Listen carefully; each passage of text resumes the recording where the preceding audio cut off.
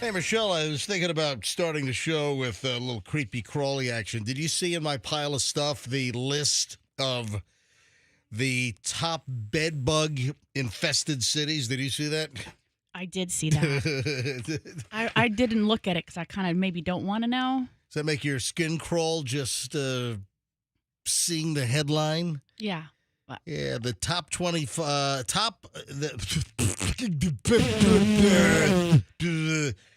Hey, thanks for joining us, Fester. Glad. What's today's story?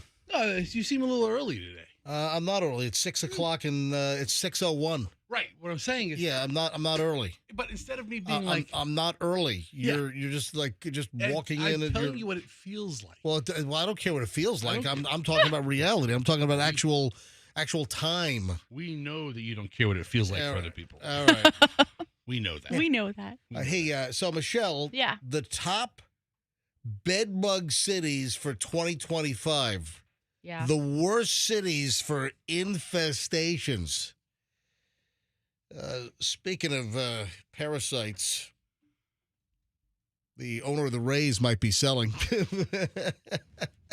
Good move, Stu.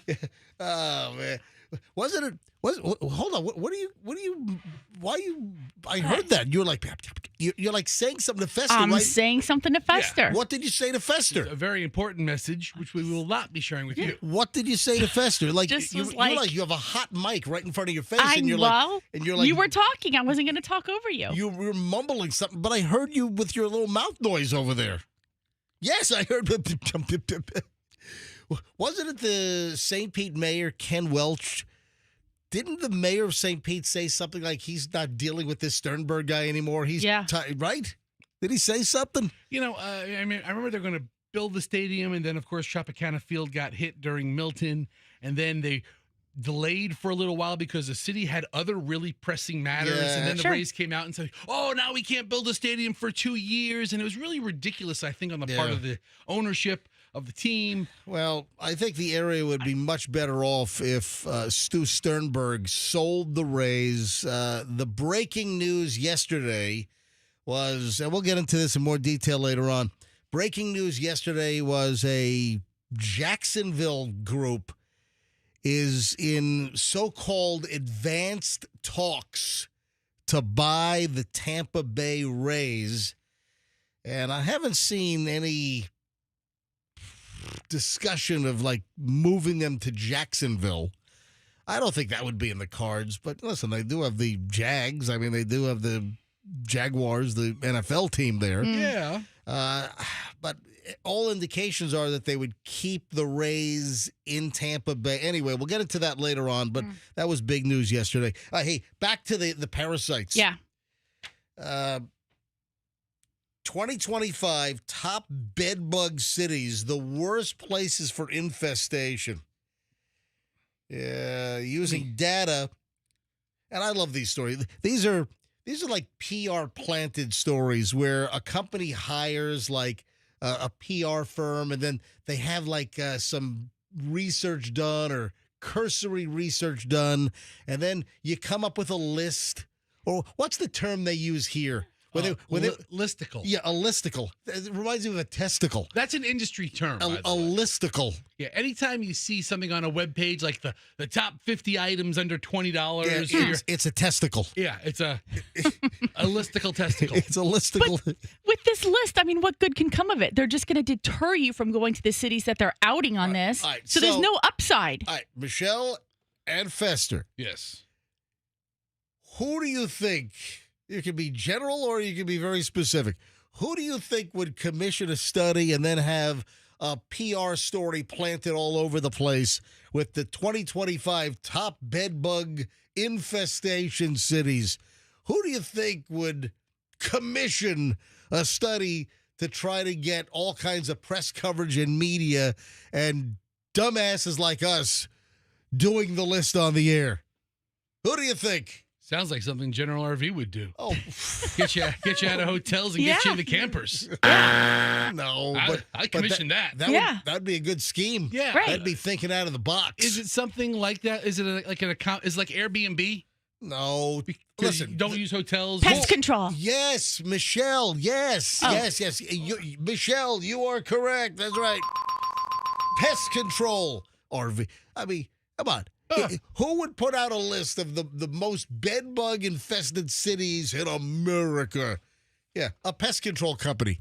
Which pest control company might do that? Orkin? That would be a good guess, but incorrect. That's a very good guess. Okay. Who would be a huge national competitor of Orkin? Rooter? That's not a. What the? Row? Rooter. No, it's Rotor. It's not row. Hold on. It's not row your boat. I've been saying that. Row, Rooter. Gently down the stream. I've been calling merrily. I've been calling it Rooter forever. I mean, it's never come up in conversation. It's Rooter. It's not row Rooter. I thought it was Rooter. Dude, you've had a stroke. No. It's just how you pronounce things. Rooter? Yeah, because I'm talking about this company. What do they even do? They're not pest control. They clean your pipes, right? Rooter cleans clogged pipes. Okay. Yes. All right, so they're not a pest control. No. Why would you get pest control out of Rooter? I'm not even sure how to pronounce the name, much less what they do. You know, do you remember the old jingle? It was not Rooter, that's the name. No, it's Rooter. Rooter. Stop saying it worked. Obviously, it did. Yeah, they didn't enunciate properly. Sure, I'm not the only one. They did enunciate. Michelle, don't join in with this clod. All right. I've never heard of the company. You never heard of Rooter? Hold on. You never heard of Rooter, that's the name. away goes troubles down the drain. Something like that. That You never sounds heard- really stupid. Hey, Andrew, bring up that jingle. Find that jingle on YouTube, would you please? You never heard that jingle? Roto-Rooter, that's the name. If I heard it, down goes trouble. I probably just tuned it out. I think it's Roto-Rooter. Wash your troubles down the drain or I don't flush know. your troubles Well, down the drain. Andrew's going to find the damn jingle. Yeah, find a commercial. I don't know if they still use that. Anyway, where do you think we land? Oh, I didn't. Yeah, you didn't reveal. Yeah. So if it's not Orkin, what other pest control company would commission a study for the top bedbug city infestations in the USA? All right. Snorking. Yeah, I mean, this might come as a shock to you, of all people. I don't think I could think of a second national. Yeah. Oh, come on. I can't either. I'm sure I could. I'll know it when you say it. But, Terminix? okay, fine, great. Oh, see, I just only think about them for termites. Yeah, if you'd have said, yeah. said who commissioned a termite study, Oh, It might have come to jeez. mind. well, what is Terminex doing getting into a big bedbug industry? Yeah. Dude, it's pest control. Okay, What are you great. saying over there? I didn't think about them for anything else other than termites. You're so combative yeah, today. we're taking Yeah. we're taking the bait here. He's coming in hot. Yeah. We're taking the ant trap bait right here. Oh, Tell us. Terminix, the annual list of the 50 worst cities with bed bugs across America. So as you're lying in bed still, as your alarm clock went off at 6 o'clock and you're still just snoozing it up and maybe you're listening to the show right now in bed, are you getting that itchy feeling all over you right now? I'll tell you right now, I don't think of bed bugs as a residential problem. I think of it as like a hotel problem. Like when you said cities with bed bugs, I instantly thought of like big hotel Well, cities. guess what? And every city has a hotel or not so. a No, hotel, he's like saying- big hotel, yeah. like hotel-centric cities. right. Right, oh, Like here- New York, yeah. Like New York, This like mo- Vegas. Chicago. Yeah. Is this the original I- Roto? Roto-Rooter is quick first aid for clogs, sewers, and stopped up. What the hell's that This from? is the That- original- That's what was that 1927? I guess. Hang on, Andrew has a more recent one. Go ahead, hit it. Call Roto-Rooter, that's the name. And away goes troubles down the drain. Okay. No, I've never heard that before in my life. Well, that's a little cartoony. There are more like traditional. I don't believe you. commercial. And I don't care. There- Just tell us, are we on this list? Hey, look, I and mean- what's number one so I can avoid it? I've been pronouncing it Roro, R-O-R-O, and it's R-O-T-O. I'm It way is. off. It's Roto-Rooter. It's literally two letters in the It alphabet. is. All right. So out of the top 50, I'm not going to go through this whole damn list. I think all we care about is where's the Tampa Bay area, and then No, probably no. and then Not on who's, there. Who's We're the not on top there. 10? After this buildup, I want to hear all 25 or 50. No, it's 50, and I'm not doing that. No, we're number 26. Oh, gross. Tampa, St. Pete, Clearwater, Sarasota. Oh, we're all lumped in there. Tampa, St. Pete, Clearwater, Sarasota. So they had to go really broad to make us on the list. We're number 26 on the list. Listen, Boo. I mean, how do they compile this crap? Allegedly, it's for the number of calls for service or treatments for bed bugs. Huh. All right, two questions. yes. What cities are we in between? Just below us is Charleston, Huntington, West Virginia. And just above us is Kansas City. Boy, both of those towns sound disgusting. All Wow. right, so then if you want the top 10, Charleston, something West Virginia. number 10 is Indianapolis. Number 9 is San Francisco, San Jose. Number 8 is Washington, D.C. Then you have Houston at 7, Atlanta 6, Dallas, Fort Worth, number 5, Los Angeles, number 4, Cleveland, Akron, Canton, Ohio, number 3. Oh, Wow. Yeah, What kind of dirty hellhole is that? That's why they call it the Cleveland Browns. Oh, yeah. nice. Well, that's because of all the skid marks in the underwear. Yeah, listen. Number 2 is New York. And coming in at number 1, Philadelphia. For the Where was most, Chicago? Chicago, 13. Okay. Chicago's out of the top 10. Okay. It's a good question, though. Yeah. So there you have it. What a That's a great way to start the day. creepy, crawly bed bugs. Good morning, everybody. Yeah, really. All right, 6:12 at the MJ Morning Show, just getting rolling. Hey, we got a couple of packages in the mail. So I get a letter. It's addressed to me, but inside the letter is something for Fester. So Oh. why did they just address the Fester, the letter to Fester? All right, then we got something else to the MJ Morning Show. I love opening up mystery mail, mystery merch. Who the hell knows? So, Fester, I did not open up the envelope inside the envelope for you. Okay. So you'll get to open up this next. You're welcome to. So little surprise action. All right. Here on the MJ Morning Show on Q105, 104.7 FM. Just getting rolling. Oh, Fester's most intriguing story today. The guy that was killed over a hot dog. There's a lot to it. There's a lot of layers. All right. There's a lot of layers. Oh, yeah. And then a lack of layers. Yeah, you got the mustard, you got the onions, you got the chili, you've got the sauerkraut, you got the mustard. All right. You said that twice. Did I say mustard? You did. It was the All first one out of the gate. Anyway, ketchup. Okay, fine. All right. Hey, we'll get to that next. Stand by. It's going to be a busy Thursday show. Just getting rolling. MJ Morning Show, Q105. Traffic's on. Here be the Shriner. It's early, and I don't.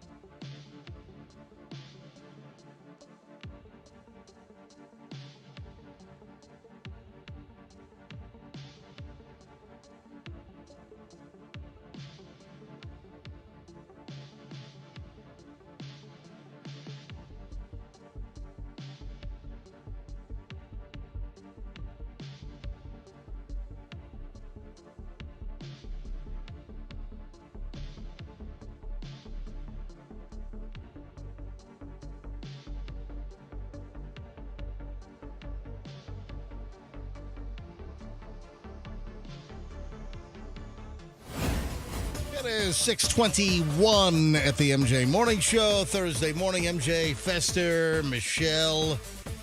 How are your headphones feeling, Michelle, after your day off yesterday? Your midweek mental health break day. Was it relaxing? Was it No. filled with Okay. enjoyment or what? You've totally mischaracterized the day. What have I mischaracterized? It wasn't like I needed a day off to relax. It was I needed a day in the house, in my office, to just really get stuff done. That's it.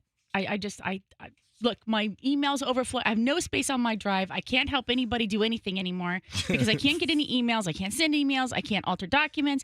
That's how So you cleaned out your email box yesterday. I just did a lot of paperwork that just had to get done. That I was just part of your mental health break day yesterday? I do feel a little better today because I did get some stuff done. Yeah, because Michelle was not here on the show yesterday. It was just Fester and me, and I thought we did a mighty fine job. You did. Thought we did a great. Yesterday's show was phenomenal. Then Michelle's like, "Hey, show was really good yesterday. See, you don't need me there." Oh, cut the crap. No, people love you. Most people love you. 99.2% love you. I think more people love Yeah. Michelle than love MJ.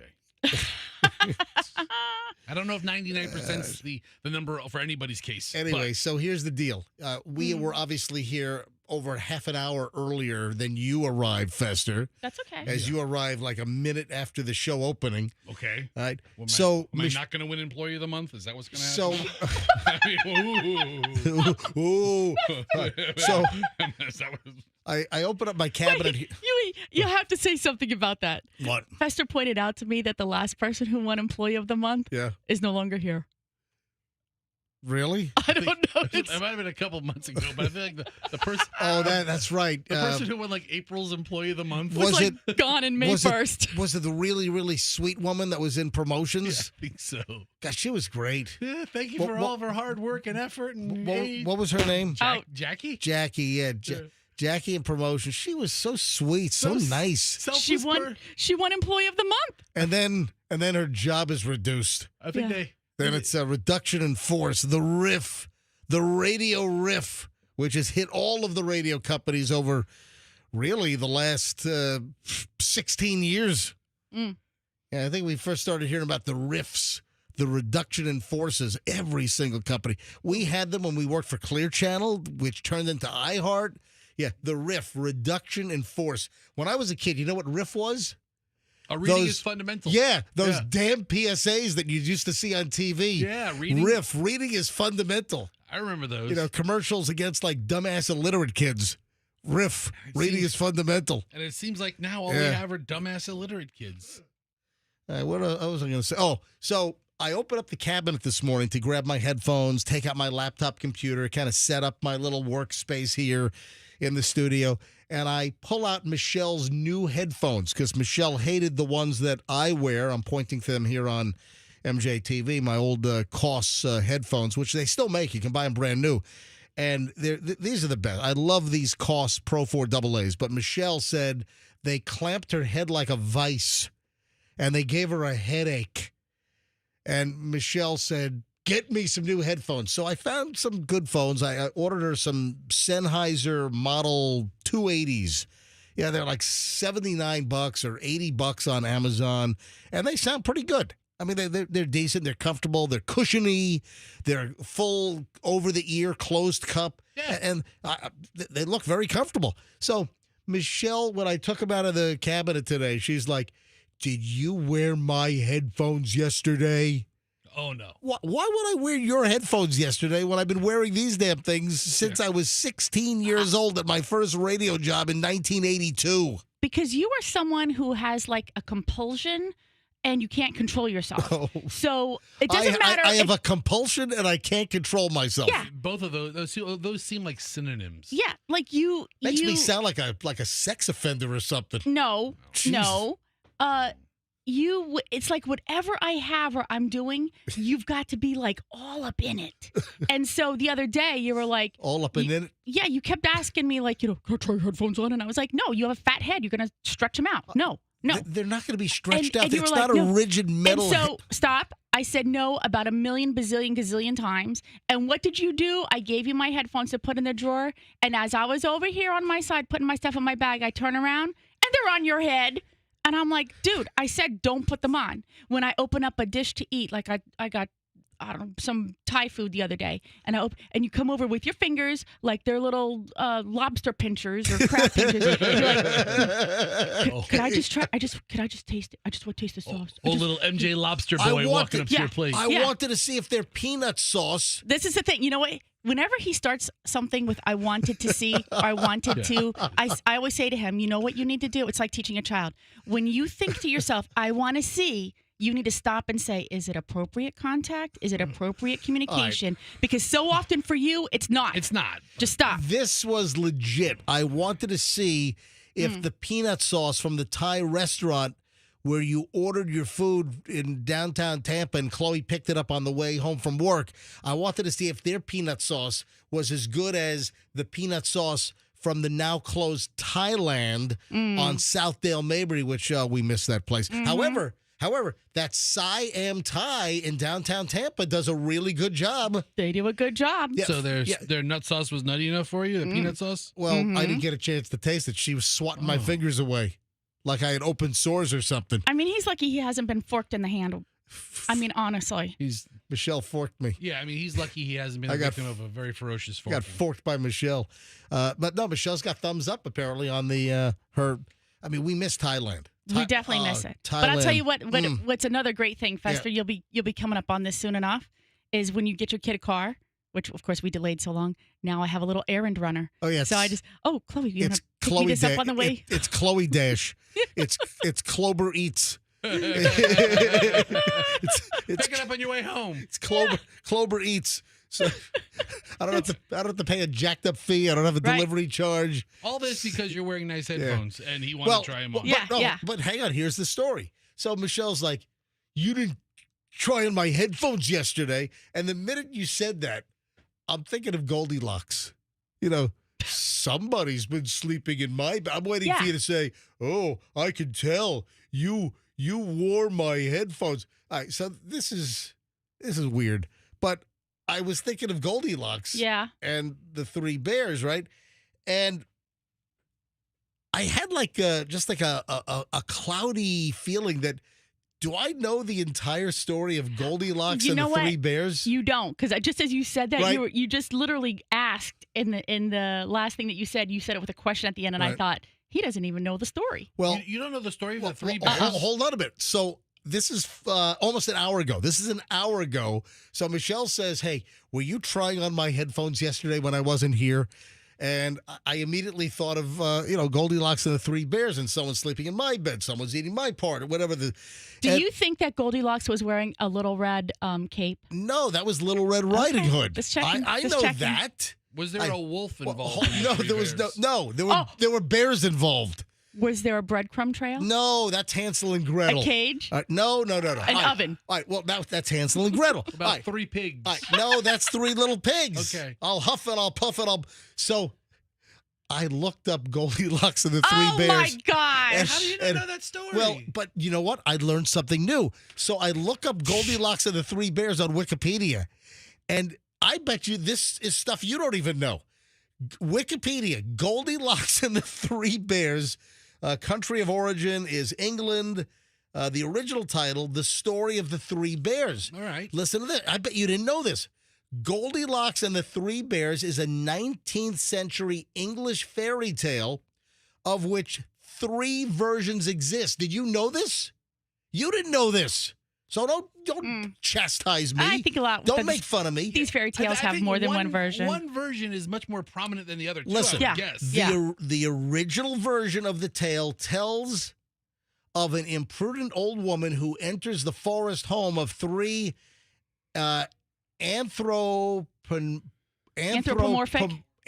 anthropomorphic Yeah. Is that bachelor bears while they're away. Bachelor bears. She eats some of their porridge, sits down on one of their chairs, breaks it, sleeps in one of their beds. When the bears return and discover her, she wakes up, jumps out the window, and is never seen again. The second version replaces the old woman with a young, naive, blonde-haired girl named Goldilocks. So it's really the Goldilocks that we know, Yeah. and the 3. That's not even the original freaking version of the story. Okay, the other version A could have been the version for like a week until they realized, you know what? Nobody wants to hear about some old lady and bachelor bears. I mean, that sounds like a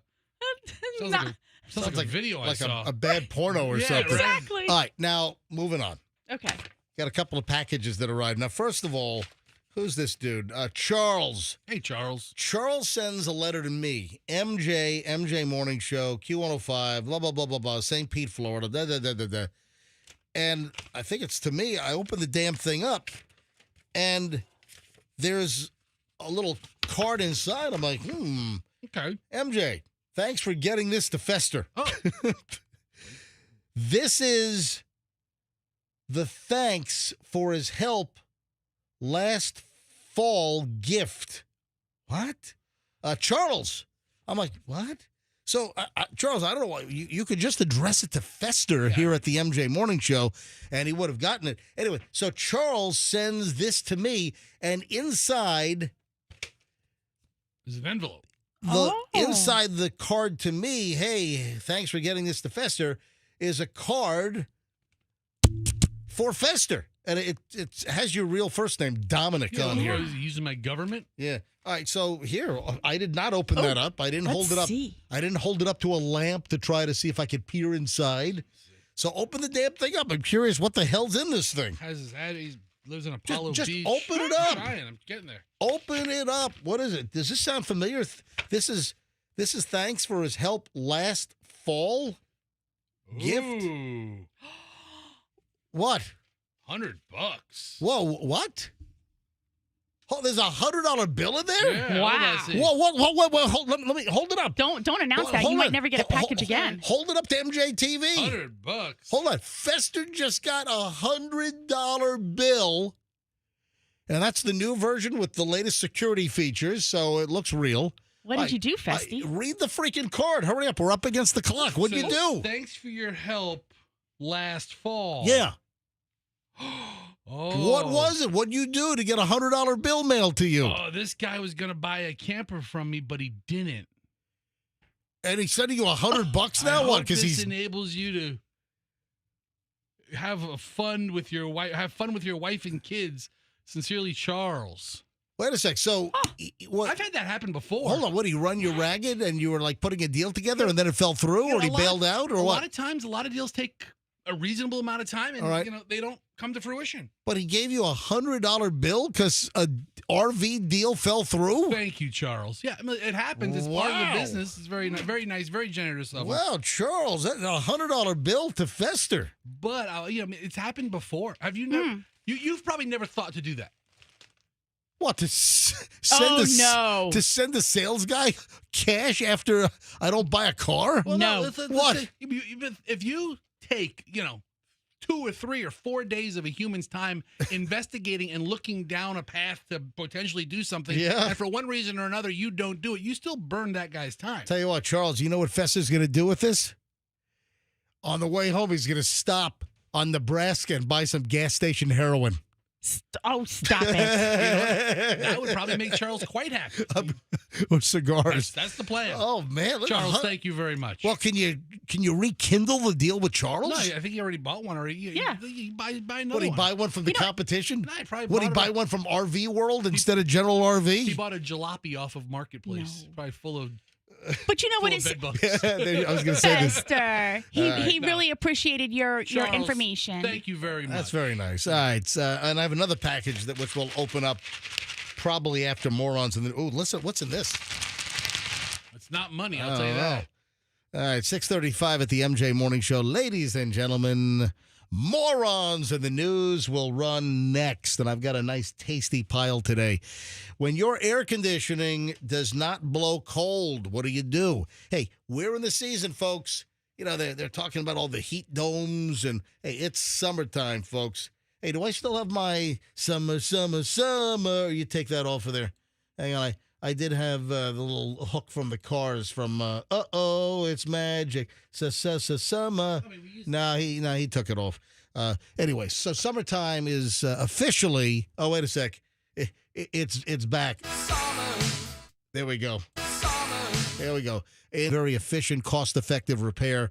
You know, don't let a company tell you need to spend $7,000-$8,000 on a new AC unit when maybe just a couple of $100 in repairs.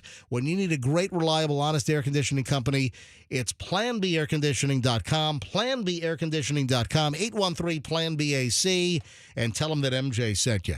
Car wreck, slip and fall. Listen, time is of the essence. When you are in a car wreck, do not let important evidence get flushed down the toilet. Do not let important evidence spoil.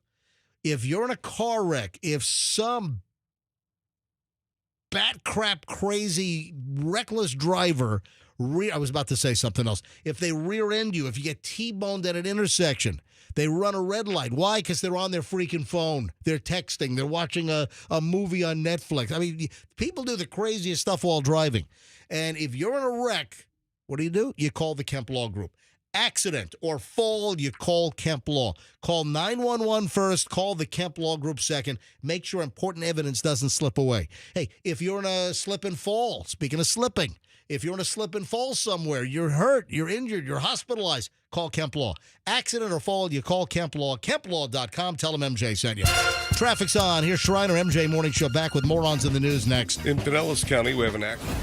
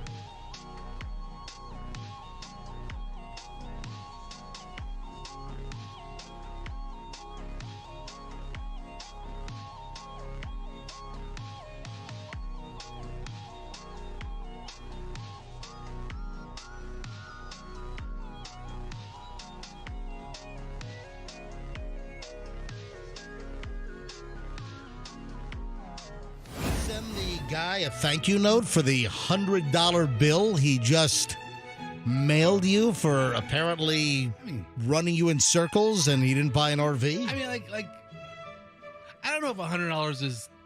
Is that not enough? I mean, I feel like $200 gets a thank you note. No. So send another $100 to Fester. No, Charles, thank you very much. Are you going to send a thank you note?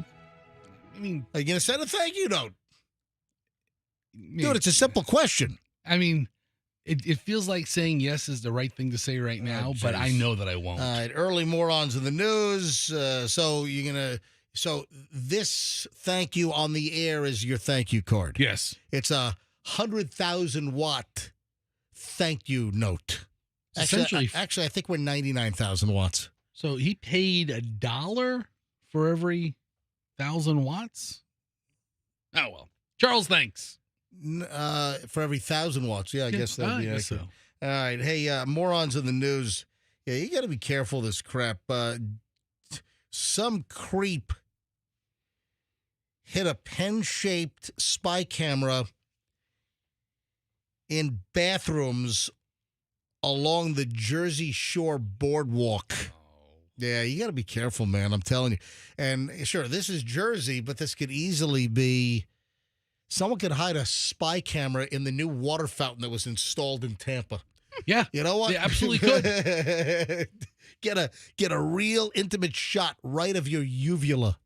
You know, as you're taking a sip of water from the new water fountain. Big news here in Tampa. Yeah, cops in Ocean City, they're trying to figure out who the hell hid multiple pen-shaped spy cameras in bathrooms up and down the boardwalk. Tourists visiting the area happened upon one of the hidden cameras. And I'm doing this story in Morons in the News as sort of a larger theme that, man, you don't know where the hell cameras are hidden.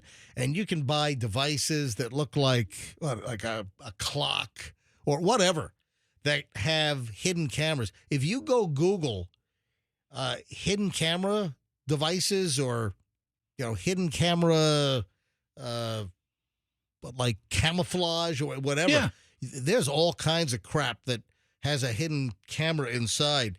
And these look like pens.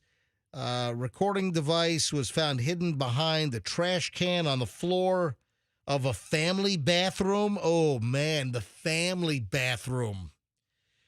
Tourists initially mistook the camera for a pen, picked it up, but after unscrewing it, they realized there was no ink cartridge. There was a charging port and an SD card. Yeah, that's a good indication that it's not an actual writing pen. Who picks up a pen and unscrews it to check the ink? Oh, I do. I want to take the spring out and everything. Yeah, and, especially pens you find in bathrooms. So the family bathroom, the old style clickety-click pen.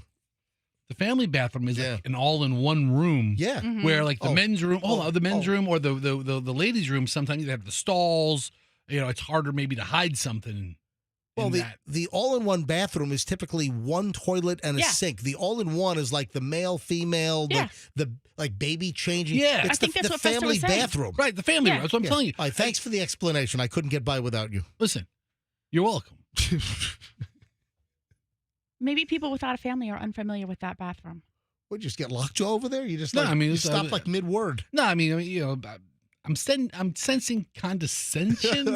What? Yeah. From me? Fester. I guess I'm choosing not to engage. That's a big word to apply to him. It is. No, so the family ones are the ones you always worry about having a camera. Because if it's like, a high traffic bathroom with a bunch of stalls, that seems like it'd be harder to place a camera in something like that. But you know what else happens in the family bathroom is you take your kids in there because like the mom or the dad has to go with you. The guy's so a kid you perv. think that's what I'm thinking. I was gonna say hookers.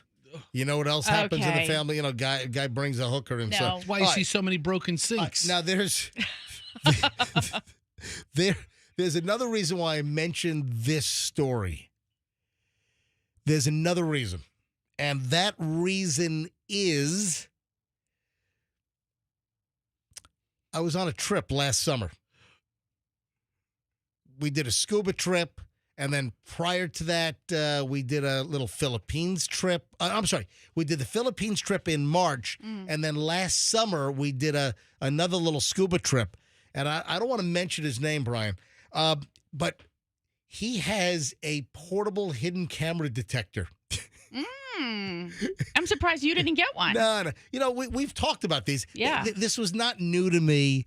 We've talked about this in the past. And, do they really work? Well, you know what? They're supposed to pick up electronic signals like spurious signal generation.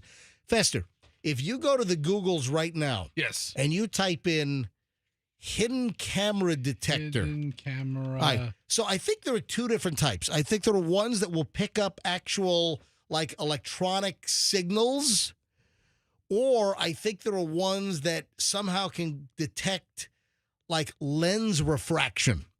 So I think there are different versions. Now, which ones do you have here? Camera detector, hidden camera detector from the Bug Spot camera detector. Walmart online sells one.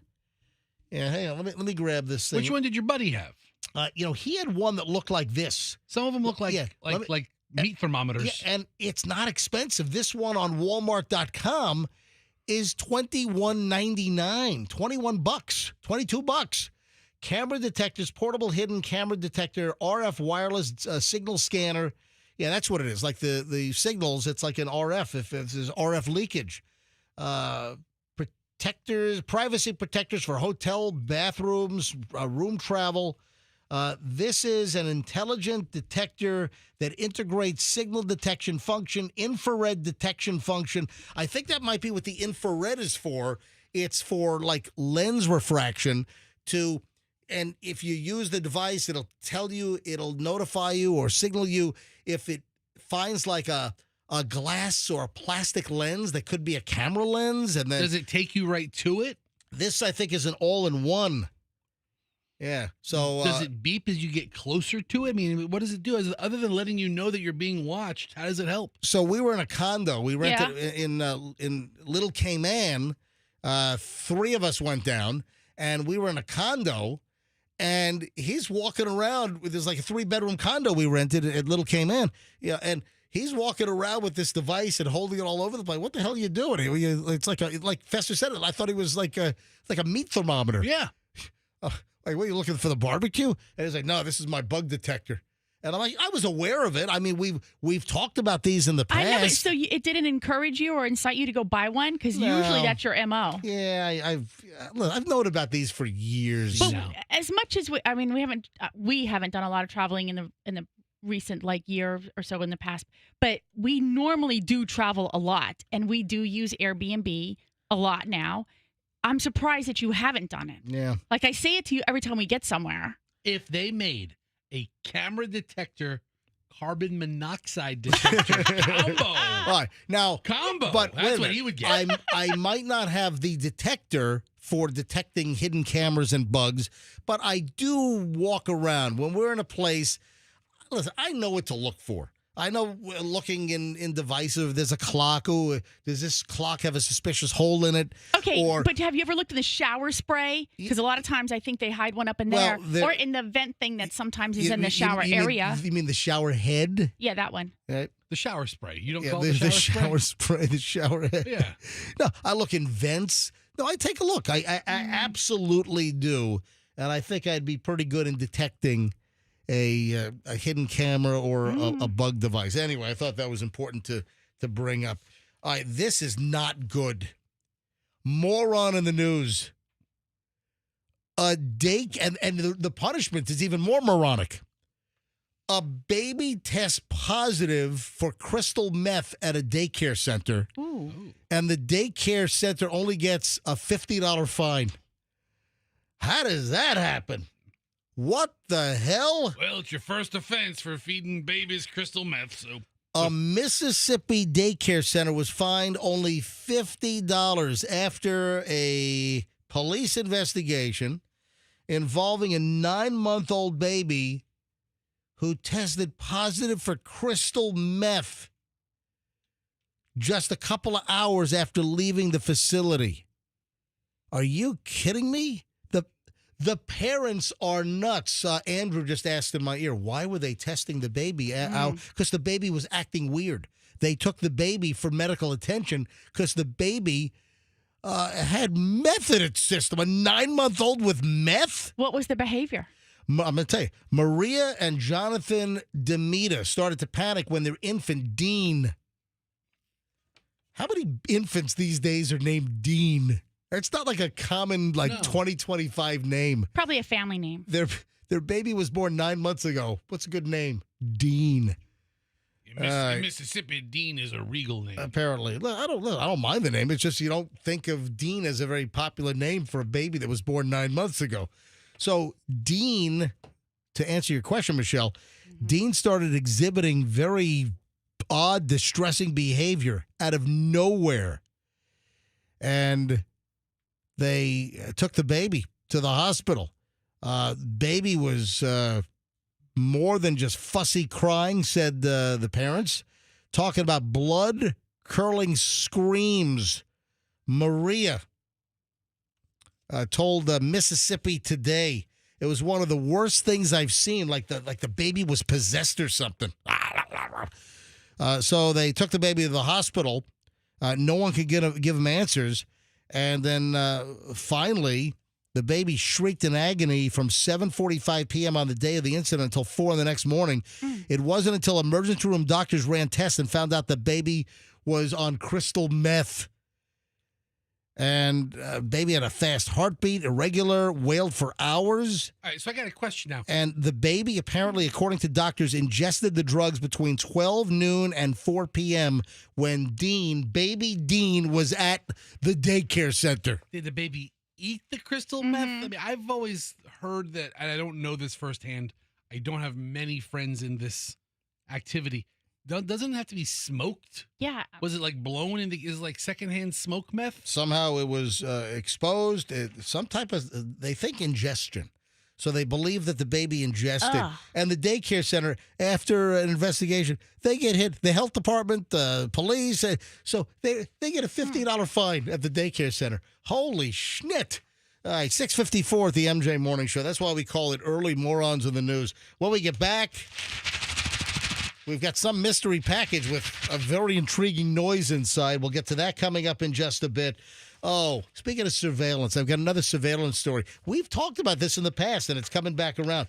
Guess what's now the king of television? The king of television. Right now, the MJ Morning Show is riding pretty high because we just were number one for the ratings. Yeah. Nielsen ratings came out on Tuesday, and the MJ Morning Show number one, 25 to 54 in the ratings here in the Tampa market, 2 months in a row. So MJ Morning Show number one in April, and then the MJ Morning Show number one again in May. So thank you very much. But what is the king of television? You got to hear this. This is important stuff. Hold on. That and a whole lot more next. MJ Morning Show on Q105, 104.7 FM. If you have a garage door emergency, what do? When you have a garage door issue, you call Banco. Bank on the best. Bank on Banco. I'm here to tell you firsthand that Bank on Banco, bank on the best, that's not just a slogan. That's the company you want fixing your garage door. For any kind of garage door service, you call Banco. Banco Doors, Banko, just like it sounds. Bank on Banco. Banco's the best. They do all the garage door work at my house. If you mention me, MJ, get 10% off. So when you call Banco, say, hey, I heard about you on the MJ Morning Show. If your spring breaks, if you got a track problem, your garage door opener falls off the ceiling, maybe you want a new garage door opener, maybe you want a hurricane-rated garage door, BancoDoors.com. Mention me, MJ. Get 10% off. BancoDoors.com. The clock is ticking, folks. In fact, if you listen carefully, you hear it? Let me get closer. Oh, yes. Really loud now. Let me move a little further away. Hold on. I'm walking away from the clock. Hang on. You can hear it very slightly in the background. Let me walk closer. Oh, there it is. All right. That's the clock at IDC. That is the about to expire in 11 days. It's the zero interest financing offer for 5 years. You go to IDC, you go to International Diamond Center, 4 locations, Tampa, Clearwater, Lakeland, and Sarasota. You find an exquisite piece of jewelry. Maybe it's an engagement ring. Maybe it's a diamond upgrade. Right now, until the end of the month, June 30th, 0% financing for 5 years until 2030. You don't pay a dime. You make monthly payments on your exquisite jewelry, wedding bands, bracelets, diamonds, the diamond study, whatever. You make principal payments, no interest for 5 years at IDC. Hurry. The deal expires at the end of the month. This is a once-a-year deal, folks. Zero interest financing for 5 years at International Diamond Center, Tampa, Clearwater, Lakeland, Sarasota. Tell them MJ sent you. Traffic's on at 6:57. MJ Morning Show back in minutes.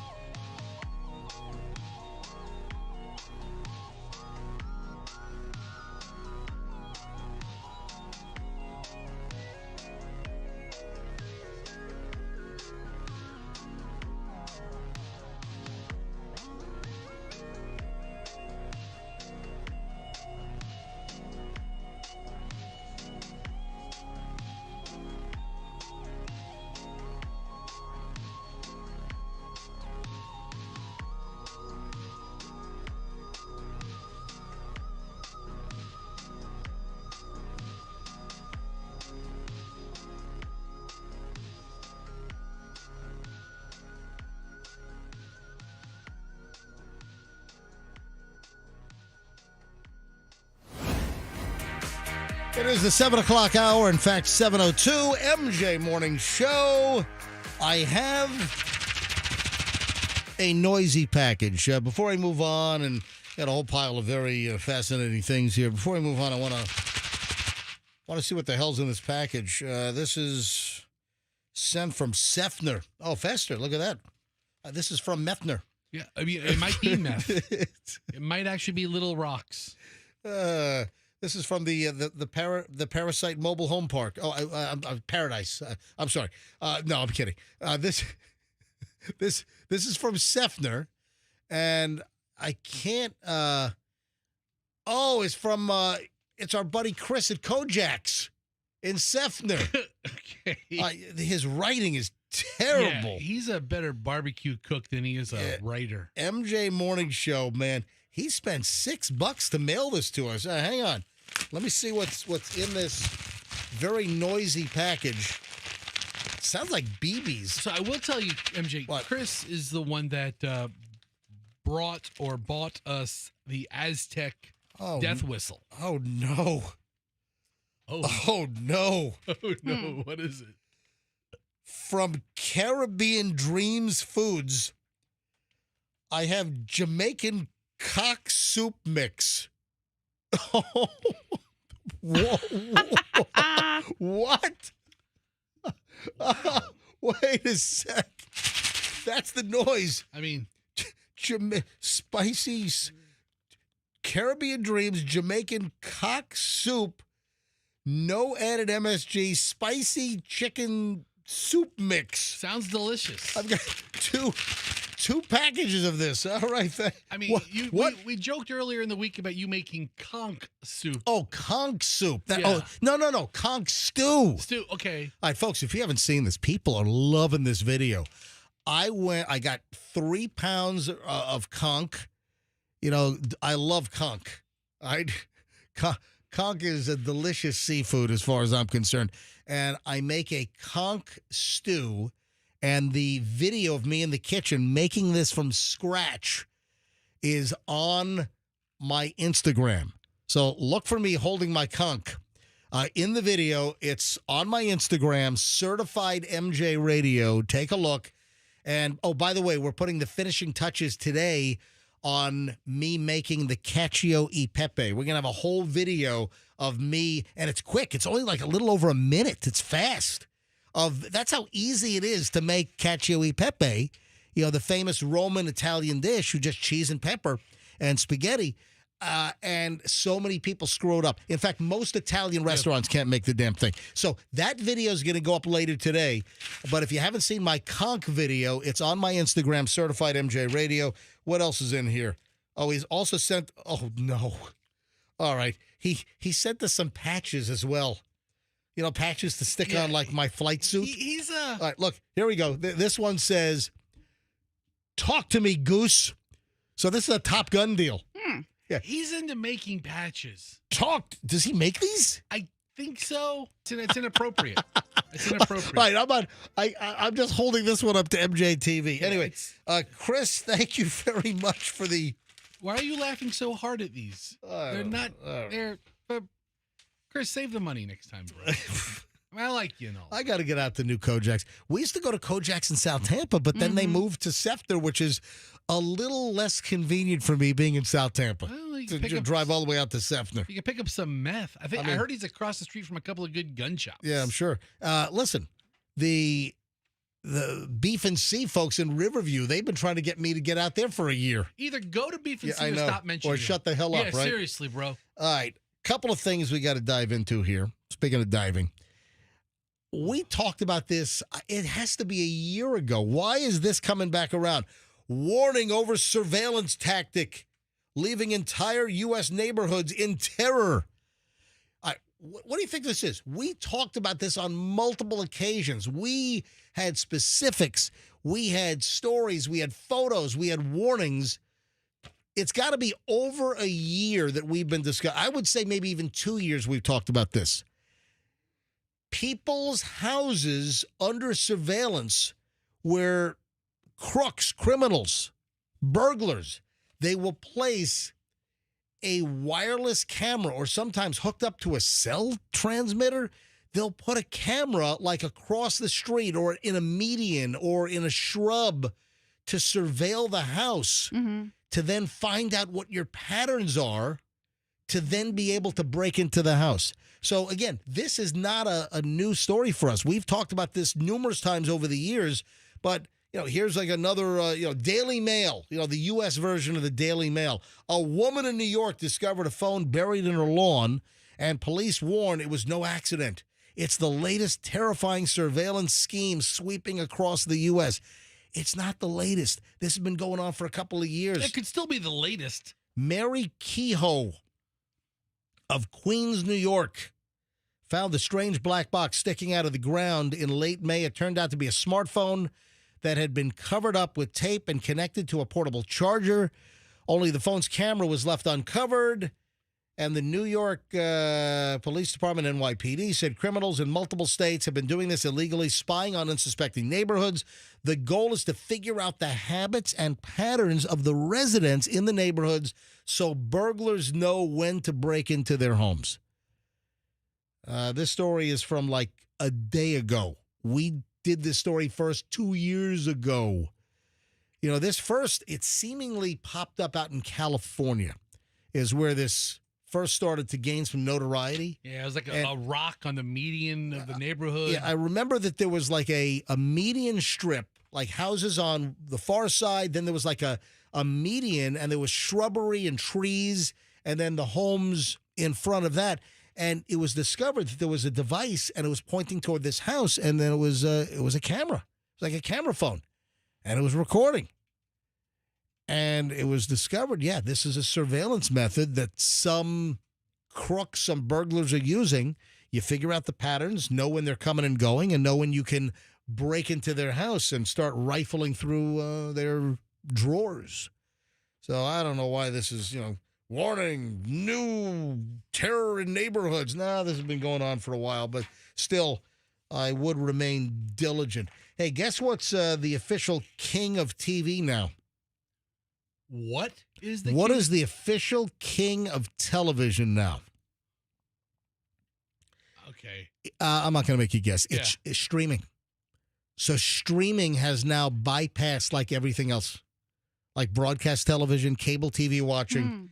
Yeah, this is pretty interesting. In May, so just last month, the numbers are in. The numbers were tabulated. The numbers are official. In May, more Americans watched television on streaming than on cable and network television. So network television, Fox, ABC, CBS, NBC. Well, even my network television comes in on a streaming service. Is the CW still in business? It might be. Are they still on the air? Hello, calling a CW. In May, more Americans watch television on streaming than on traditional cable, like Comcast, Bright House, not Bright House anymore, Spectrum. But I think Chester's right. Like, you can watch a lot of stuff on streaming, including programming that is available on the other channels, or on your regular channel. So how does that work? So in lieu of cable, I have YouTube TV or something? TV, right. I'm on Unitard, the former intern. I'm on his account. Really? Yeah. Yeah. He has one for you. Do you need one? He probably add you on as a family member. You know what? But YouTube TV has everything cable would have. Julian is trying like hell to get me away from regular cable TV. And I told him I'll do it as soon as my TiVo dies. So I'm still addicted to TiVo for recording because it's the YouTube platform records everything. Yeah, I know, but still, it's like some habits are hard to break that I just love.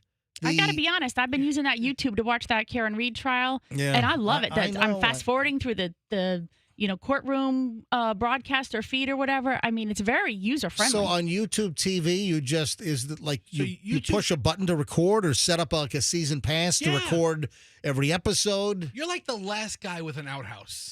Yeah, like, that's a good one, Fester. I mean, I know all you guys are pooping inside now, but I like walking outside. Some habits are hard to break. That flushing thing not going to work for me. I dig a big hole about every 5 years. Squat I just down. fill her up. All right, so I've agreed that as soon as my 2015 TiVo dies, Julian, break it today. Throw it up. Throw it in the Michelle, pool. stop it. Stop. But everything is on. I mean, the need for devices is now antiquated. I know it's all in the cloud. I get it. Listen, I'm very modernized on some things, and other things I'm just creature of habit. And cable TV.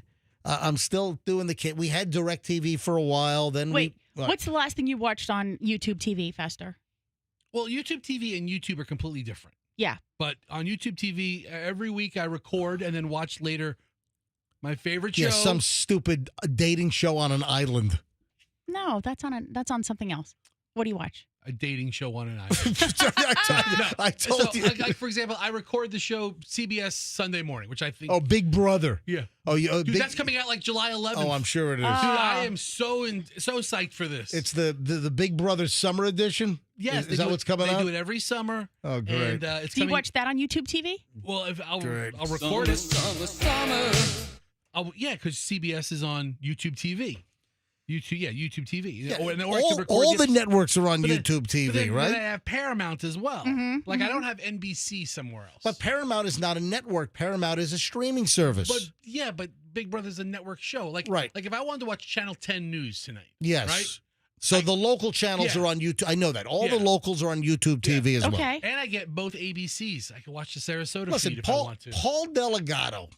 Old Paul Delgado, Fox 13 chief meteorologist. He's been trying to get me to move to YouTube TV for 5 years Seriously, I haven't paid Spectrum for cable since 2019, 2020. Well, I'm still paying Spectrum for cable. And you know what? Wait, is there any interference, like when you have a storm? No, because it's not a receiver. It's not like that. It's all now. Your internet goes out. If your internet goes out, then you lose it. Okay, but if your power goes out, you lose. That's true. And with I don't DirecTV and a heavy storm, sometimes you'd have like the blockage from the clouds and everything. I get it. Listen. Also, when I think of Spectrum, I think of rectum. I don't know why, but because it rhymes. but I mean, there's an obvious association. It's called it rhymes, MJ. When they came up with the name Spectrum, did anyone in the meeting say, you know what? Some people might call us rectum cable instead of Spectrum. No. No, they didn't because there's a very precise definition for spectrum, and it does not involve a rectum.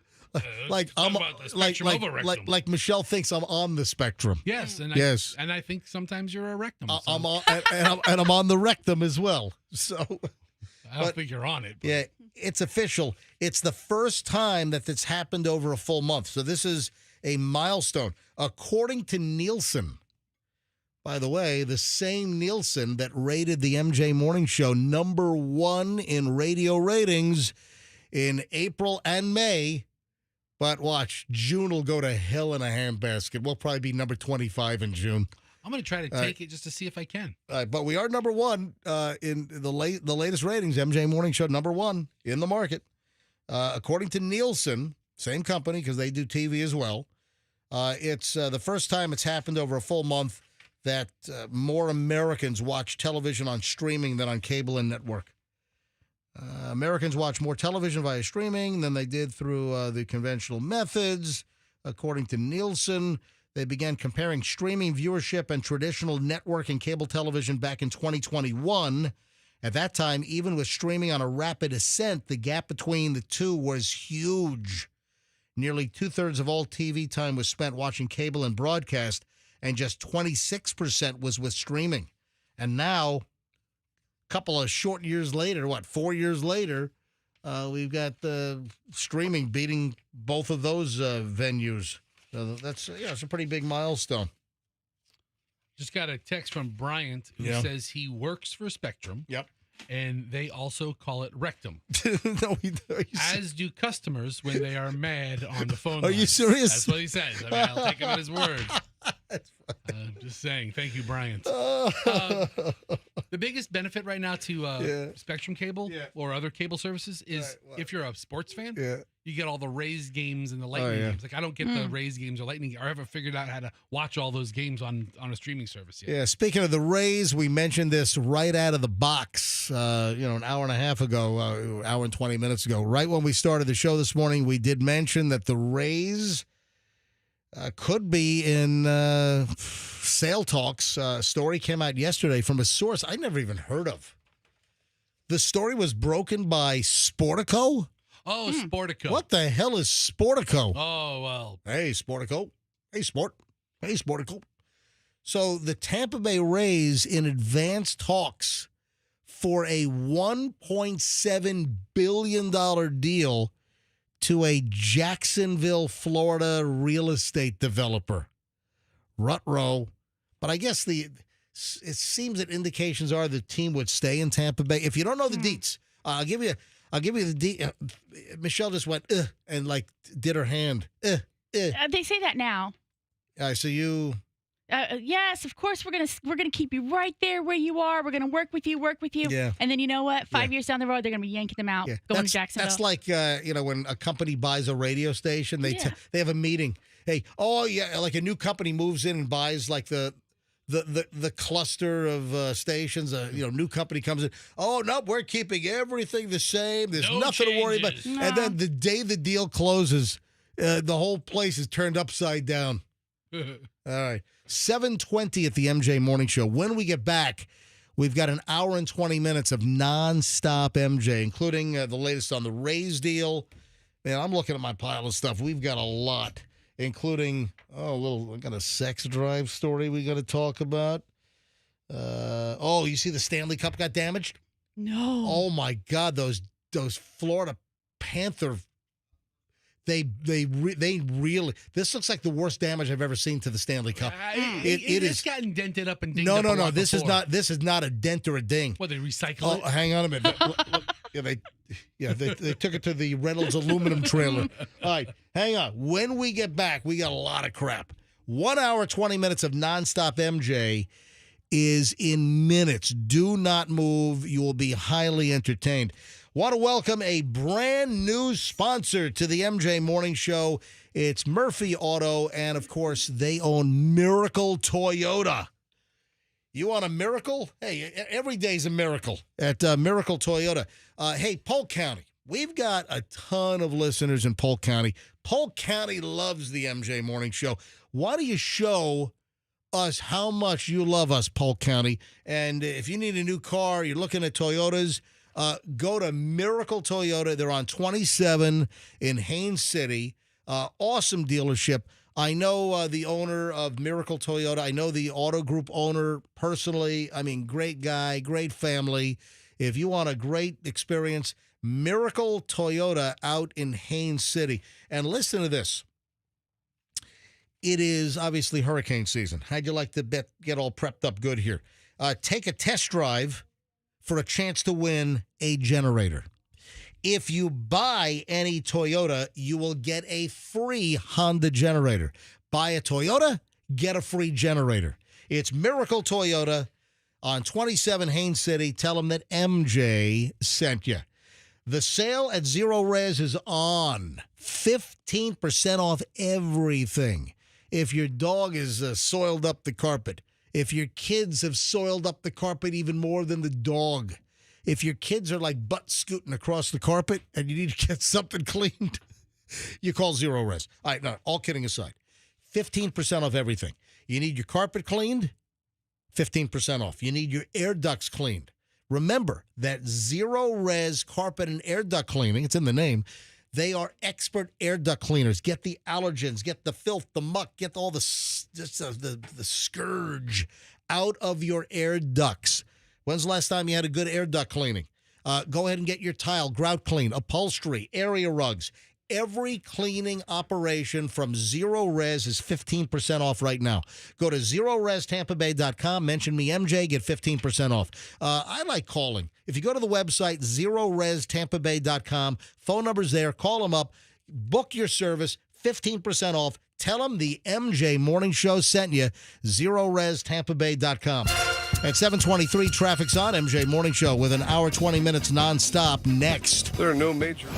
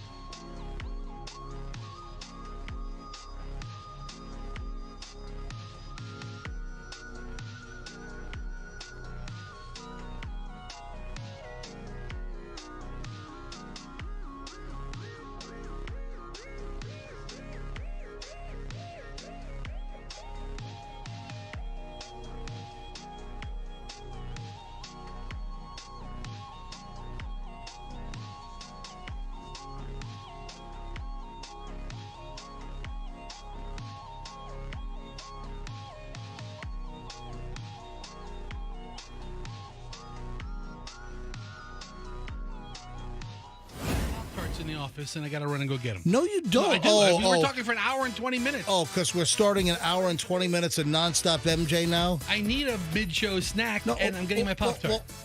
I gotta go. Well, run then. I need you here to talk about the stuff we're talking about. Talk to Michelle for a couple the of seconds. first story is the story that is your. All right, no, you're not going anywhere. All right, I'll tell you what. Let's do the first story, then I'll get. Oh, jeez. All right. Fester. Before I get to the whole Rays story and the Rays for sale, and the Rays in advanced talks to sell the team. Listen, there are a lot of people that want like Stu Sternberg out of the Rays. So this is like this is music to a lot of folks' ears that the Rays might be selling. You know, just you got to hope that they do stay in town. All right, we'll get to that in a second. But this is Fester's number one item today. He hands this to me early this morning with a big note, number one. Top story for Fester. Man admits to killing neighbors at nudist resort over a hot dog. That is so crazy. A nudist resort and hot dog? Is this like is this a euphemism? I don't know, but I'm mesmerized by What this. the hell? Yeah, I know. Wieners and hot dogs and nudist colonies. Yeah, a guy allegedly killed his neighbors at a California nudist resort. Reportedly did so over a hot dog. Michael Sparks, 62. Why is it that all nudist resorts are old people? Why can't are there any like Really? hot young 20 and 30-year-old nudist resorts?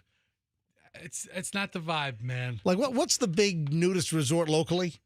There's one I think called Paradise Lakes. Right. As Caliente. Yep. And I don't know. Fester, I'm impressed that you And, know, Well, too. there used to be a show. All right. Well, first of all, the nudist resorts aren't terribly far from where I live off of US Oh. 41. I live in Lutz. But And they're aren't like- most of the folks at these nudist resorts like wrinkly, pruned up 75-year-olds with pooches? I don't know. How would you even suspect that? One year, this is many years ago, Right. we had a radio station promotion at one of these places. Right. And it was a membership drive. And we had to do call-ins. A membership drive at a nudist resort. And me and a couple of promotions people, and we're there, with Right. T-shirts and shorts, and Yeah. probably middle of summer, with naked people all around, and you just instantly know if it's your kind of thing or not. And no judgment, but Was it yours? it wasn't. You couldn't convince Allison? I tried. Michael Sparks, 62 years old, allegedly killed Daniel Menard, 79. What part of my assumption is wrong here? Ugh. Oh, and Stephanie Menard, she was killed also, 73. Yeah, he killed two so people. 62 off a 79-year-old and a 73-year-old. This is last August. But human remains were then found under Sparks' home. The remains were later identified belonging to these individuals. Sparks and Menards did not get along. But as detailed in recent court filings this week, the final straw was a hot dog. Damn those hot dogs. A fellow inmate at the West Valley Detention Center, this is out in Redlands, California, reported to authorities that Sparks admitted to the killings and disclosed that he brutally beat the couple with a rake, a hoe, and a hammer. My God, it's the Home Depot murders. Dun, dun, dun, dun. Dun, dun, dun, dun. Today at the Home Depot. If you don't like our hot dogs. Now at the Home Depot, you can get murder weapons. I'm trying to do that guy's voice. The Home Depot voice guy. He's not as smarmy as And you're sounding. he's not. Yeah. He's straight. It's a straight read. Is he as smarmy sounding as the No. male anchor on Channel 8 in the morning? Hey, it's the Home Depot. This Home Depot guy sounds nothing like that. It's a straight read. It's not no caricature. At the Home Depot, if you want to clock someone over the head with a hoe, hoes are on sale at the Home Depot. That's really an untapped market for the Home Depot. What is murder weapons? Murderers, serial killers. I mean, you guys Oh, man. if you're a prolific serial killer, you have a Home Depot card. Yeah. The other inmate said Mr. Sparks told him the incident started over a hot dog that Daniel Menard had purchased for him. He said Mr. Sparks felt like the hot dog was a jab at him, making him feel like he was worth only $1 hot dog. What the hell? And that's what set him off. He also admitted to drowning their dog Cuddles. Oh. What in a sink? This guy is a sicko. You beat the couple with a garden hoe, a rake, and a hammer, and then you drown their little dog Cuddles? He's had a really rough time. What the hell? All over a hot dog. So that's Fester's favorite story of the What day. was the dispute over the hot dog? He because couldn't have one. No, it was no. cooked too much. because the guy thought that the gift of the $1 hot dog was an insult, that he was only worth $1 hot dog. These two What, guys. what do didn't you want, like a a filet mignon or something? These guys did not like each other. If I don't like you and I'm with you at a nudist resort and I hand you a hot dog, it's coming with a little bit of a side of sarcasm. You're looking for everything, huh? Yeah. Oh. Sorry, pal. They were out of mushrooms. Hey, before I get to the Rays, Michelle, would you like to take a moment and talk about the TV that you've been addicted to for the last, I don't know, 3 weeks or so? Not just me, like half the country. Oh, It's really been riveting stuff Yeah. of late. And, Fester's all involved. And, nope, I'm not talking about the P. Diddy trial. Nope, not talking about Diddy. I am much more interested in the happenings in this small courthouse in Boston. Well, no, it's not Boston. It's outside of Boston. Boston area. Yeah, right. So, ladies and gentlemen, it happened yesterday. The verdict came down, what was it, about 3 o'clock or so? Mm-hmm. The verdict came down about 3 o'clock yesterday in the Karen Reed trial. Michelle, would you like to summarize this in 1 minute for us, please? Acquitted on all major charges and guilty of the DUI, or they call it OUI in Massachusetts. Operating while under the influence or whatever. Operating while intoxicated? They should have charged her with the DUI from go. Yeah. I mean, that was, she was obviously drunk and she did drive. And apparently that's the culture in that town. Oh my gosh. I mean, honestly, you know what? That needs to be a dry town. Every member of that community needs to start attending AA right now, and they need to maybe even have a curfew or something. I don't know. Michelle thinks that every resident of Canton, Massachusetts is a drunk-ass lush. I mean, they showed these people because of the investigation, we have video of all of them driving at different times in the evening. Even the ATF agent, he's driving over to the Canton Police Department, going inside. They're all drunk. They've had so much to drink. It's just like, holy moly. Is that like the only thing to do in this little town outside of Boston is to get hammered and drink? They got pissed drunk. They're all friends. Yeah. And they're all in law enforcement. Very incestuous, yeah. So, or on the city council. Selectmen. That's what they call it. Something to do with the local, politics of the place. Some guys are government employees. They even had the snowplow driver. Oh, you know what? I got to say, he's the most decent one of the bunch. I mean, if I weren't married to you, he's on my list, buddy. He is a nice, honest guy. The snowplow driver might be the nicest guy up there. I think, you know what? I think it was his testimony that really did it. Yeah. Because he came across as so authentic and genuine and honest and literally was like, I made 2 passes in front of the property with my snowplow, lights on, never saw a body. And he's like supposed to be looking, right? So Karen Reed found not guilty on the 2 major charges, second degree murder, manslaughter. Murder than leaving the scene. Yeah, the 2 big charges. The only thing she was hit with was essentially a slap on the wrist. Yeah. And it was a DUI charge. And it's what, like 1 year probation? 1 year probation. Sounds pretty and standard. like a suspended license for a bit or something. Yeah. Which, and they sentenced her immediately. Oh, yeah. Yeah. So, in most cases. Well, they asked for it. Yeah, her attorneys asked for it. They said, let's just sentence right now. Get it out of the way. Yeah. I tell you what, the defense attorney. Which one? Well, she had 4 of them. Alan Jackson was the main dude. Yeah. He's from like California or something? Alan Jackson and the girl Little, they're from California. All right. Yanetti's the Boston or Canton dude. Let me tell you right now, all of their rates just doubled. Oh, yeah. All of their hourly rates, boom, through the roof.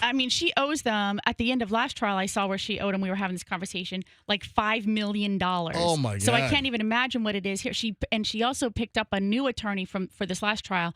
I read somewhere that he might have have done this pro bono. He really believes in, making sure that justice is served. He's out of New York, and he was awesome. I mean, he had some of the most I don't know how to say, maybe philosophical legal arguments with the judge and just really put her down. The guy that I would like when you were watching Jackson. You like Jackson. I like Alessi. You like Jackson. Who's the dude that I'm like, man, that guy is good? It's Jackson. That was Jackson? Oh, yeah. Anyway, so Karen Reed trial, tons of people following this thing. Yeah. She was acquitted on all the major charges.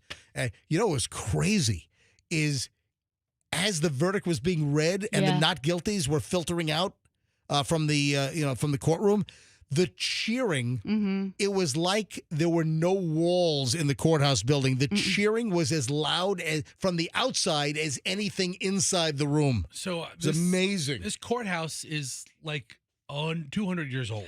Did you see it, Fester? The walls are, and I saw it on court TV. Yeah. The guy was, as he was roving through the crowds, there was a silent zone around the courthouse because, like, you go down to the courthouse in Tampa, you could yell your head off. You can't hear it inside the courthouse. It's like a thick stone building, stone facade. But this building, was, I think their walls were like made out of like that.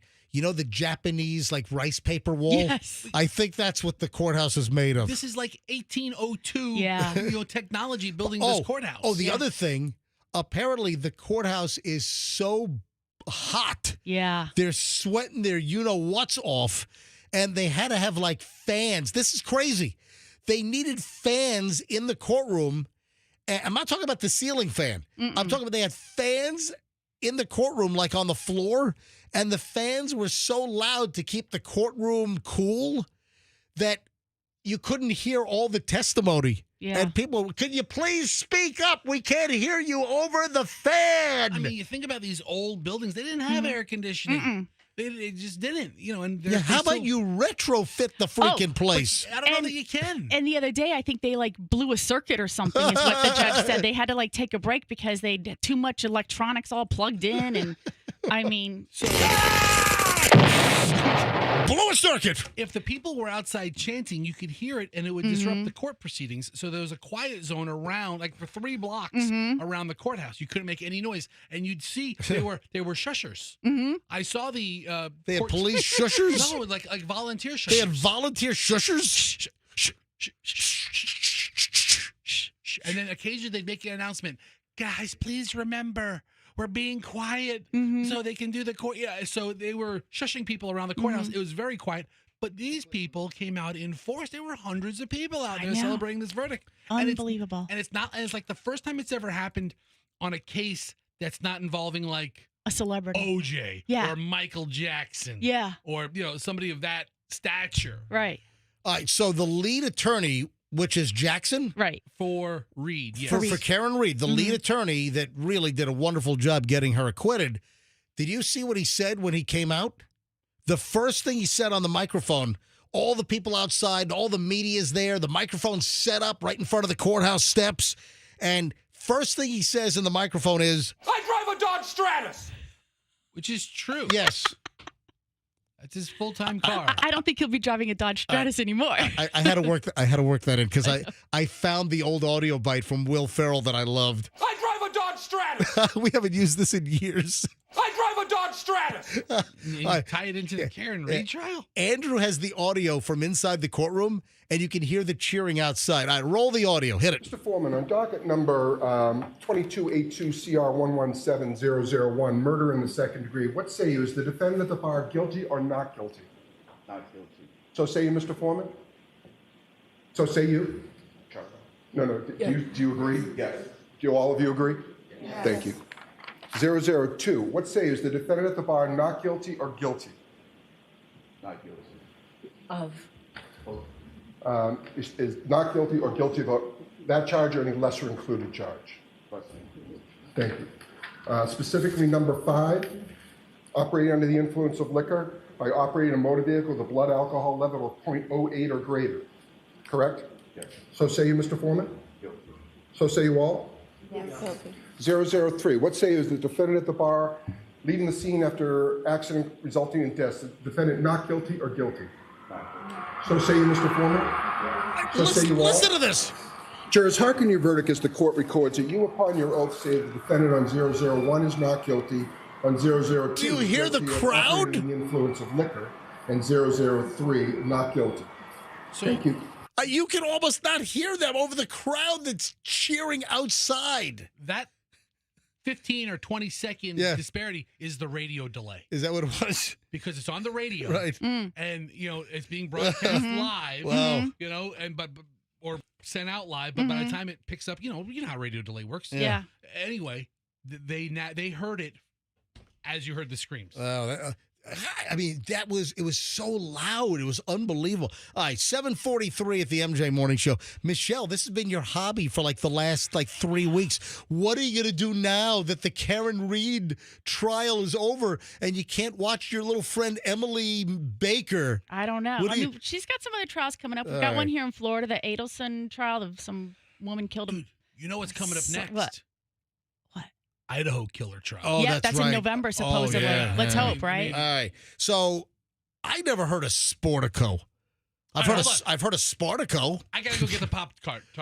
Oh, All right. I'm telling you, it was serious. Is I it meant cinnamon? I wanted to do it Oh before. my God! No, it's blueberry. No, thank you. I told you. I'll be run! back. I'll Hurry be up! back. Hurry! Talk about Sportico. Hurry up! Run! Fester's, dude, you're getting bigger. Fester's expanding, man. I don't like Is that. he? Yes. We have to get him on a healthy routine, some kind of a health regimen. Fester's waddling to the office to get Pop-Tarts. That's great. So, you know what's great for Fester? Ultra-processed foods. That's what Fester... Fester needs more ultra-processed foods. It's what he enjoys. All right, so the Rays. Yeah. Story broke from Sportico, which I never heard of until yesterday afternoon. Sportico. Andrew, turn your mic on. Andrew, our producer in the booth. You've heard of Sportico? Yes, I have. All right. So Andrew's heard of Sportico. When was the last time you heard of something about Sportico? Before yesterday in the Rays story. I see so many articles go through, and every All now right. and then one or two are Sportico All articles. right. They reported yesterday, so all the local media, all of the local, like the Tampa Bay Times, all the TV stations, they all got the story from Sportico. The Tampa Bay Rays are in advanced talks to sell the team to a group led by Jacksonville, Florida developer Patrick Zalupski. Sounds like a new Polish taco at Taco Bell. Yeah, I'll take the new Zalupski. Doesn't it? Yeah, I'll take a chalupa. I'll take a Zalupski. And do you still have those little cinnamon crispy dessert things? Yeah. Oh, here comes Fester. Fester, I was just saying that the Florida developer that's allegedly in advanced talks to buy the Rays, that his last name is Zalupski. And I said it's like a Polish Taco Bell dish. It It's sounds like, delicious. yeah, I'll take. Would you like a Zalupski? I've never heard that name before. Hey, Fester, I'm going to Taco Bell. Do you want me to pick you up a Zalupski? They're brand new. Depends. Are you going to the Polish Taco Bell? That's what I'm saying. Yeah, I know. All right. The deal values the Rays at roughly $1.7 billion. That seems a little It's for low. a Major League Baseball You want to know team. why? Because the Rays are the second lowest valued team in Major League Baseball. Well, they Yep. don't own their stadium, and I know that sometimes that has a lot to do with the price of the So team. this deal is in advanced talks, according to multiple sources who asked not to be named because the details are private. Zalupski has signed a letter of intent, which is an LOI, to purchase the team. An LOI is not a purchase agreement, but a deal ultimately might not be completed. Just there's a letter of intent. Stu Sternberg, who St. Pete city officials can't get rid of Stu Sternberg fast enough. I'd say Stu has done nothing, as far as I can see, to endear himself to the fan base. Oh, yeah, I'm sure he's active in the community in some way, but I can't think of it off the top of my head. I mean, I'd literally rather would dig up Vince Namoli right now. You know, Stu Sternberg to the Tampa Bay area has almost been like pustules that are squirting stuff at you. You know? So he's the principal owner. He purchased the team back in 2004 for $200 million. That's a pretty good return on your money. Yeah. Bought it for $200 million, sell it for $1.7 billion. Buyers have been circling the Rays in recent years, and the Athletic reported in March that MLB Commissioner Rob Manfred and other owners were pressuring Sternberg to sell. So even the owners, even Major League Baseball wants Stu Sternberg out. And listen, Ken Welch. Yeah. Ken Welch, the mayor, I think I've got his cell number. Maybe we should call him up. I wonder if he's cheering right now.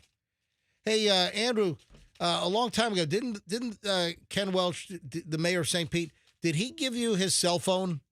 I think the mayor said never call me again. Hold on, What number do you have? You got some number. Do you remember what number you got? Like number 2 Oh. secretary or something. Oh, okay. It was a deal. MJ, We got his lawn guy's number. here's the Yeah. but his lawn is Oh, yeah, that's exquisite. right. Mayor Ken Welch would not give us his cell number. Yes. What the hell? It's all right. I've got, you would believe the cell numbers that I have. Some of the people whose cell numbers that I have, you wouldn't believe. And they trust me with their cell number. Not everybody understands that they're public servants. Anyway, The last person to give me their cell number was Bert Kreischer. You know? well, that'll convince the mayor. Grew up listening to the MJ Morning Yes, Show. Yeah. All right, chubby so guy who wears no shirt on stage. Get the mayor. MJ. So here's yeah. the only benefit I see. It's a Florida group. right, but and they're based in Jacksonville. Yeah, but it's still a regional group. Right. I believe that they have it in, and he's a developer through the whole state. I think he's on the board of directors or the board of trustees at the University of Florida. Did I see that yesterday? So he's a very Yeah. accomplished guy. Right. So if he keeps it, in Central Florida or in Tampa Bay, that's great news. Yeah. Stu could have sold to a bunch of rich North Carolina boys who are Oh. going to move it to Charlotte, But or also- a bunch of Canadians well- who want to move to Montreal. Well, but you have also that Orlando group. Orlando's they're trying to snatch the Rays away from Tampa Bay and bring the Rays to Orlando. Yeah. The story said, I read it somewhere, that seemingly they would keep the Rays in Tampa Bay and strike a deal somewhere, whether it's St. Pete or Tampa. I wonder if Mr. Chalupa buying the Zalupski, I wonder if buying the Rays, if that could revitalize the whole Rays Stadium project in downtown St. Pete. Not once he hears that some local yokel radio DJ is calling him Mr. Chalupa. I mean, guy's probably worth several $1 billion, and he has some schmuck calling him Chalupa. All right, so Don't buy this company just to put you out of work. Mr. Zalupski is the founder and CEO of Dream Finders Homes, specializes in new home construction for first-time buyers. Great. Yeah, they built and sold more than 38,000 homes in 10 states. Holy crap, that's a lot of freaking homes. Yeah, he's the real deal. Yeah, Zalupski's net worth is $1.4 billion per Forbes. So what, he has a group, like he might have like a 10 or 15% share, and he has to get the rest of the money? Or does he go down to Navy Federal Credit Union and ask for a low interest loan Yeah. for the billion? But before I move on, I just want to point out that, listen, we work in St. Pete. I like St. Petersburg. I just think that the Rays could be more successful in a different location. I think the whole downtown St. Pete location for the Rays, and look, I know business owners in downtown St. Pete. I don't, it doesn't pleasure me to say this. It's just that I think that the Rays more centralized, even moving it to the Derby Lane area. Derby Lane, right across the street from us. I'm sorry. What? I can't get past the fact What? that you just said. What? It doesn't pleasure me to say this.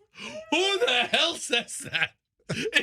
Michelle, she looked right at me. It doesn't pleasure me to say. What language are you using over there? What? I can't say that? It doesn't. No.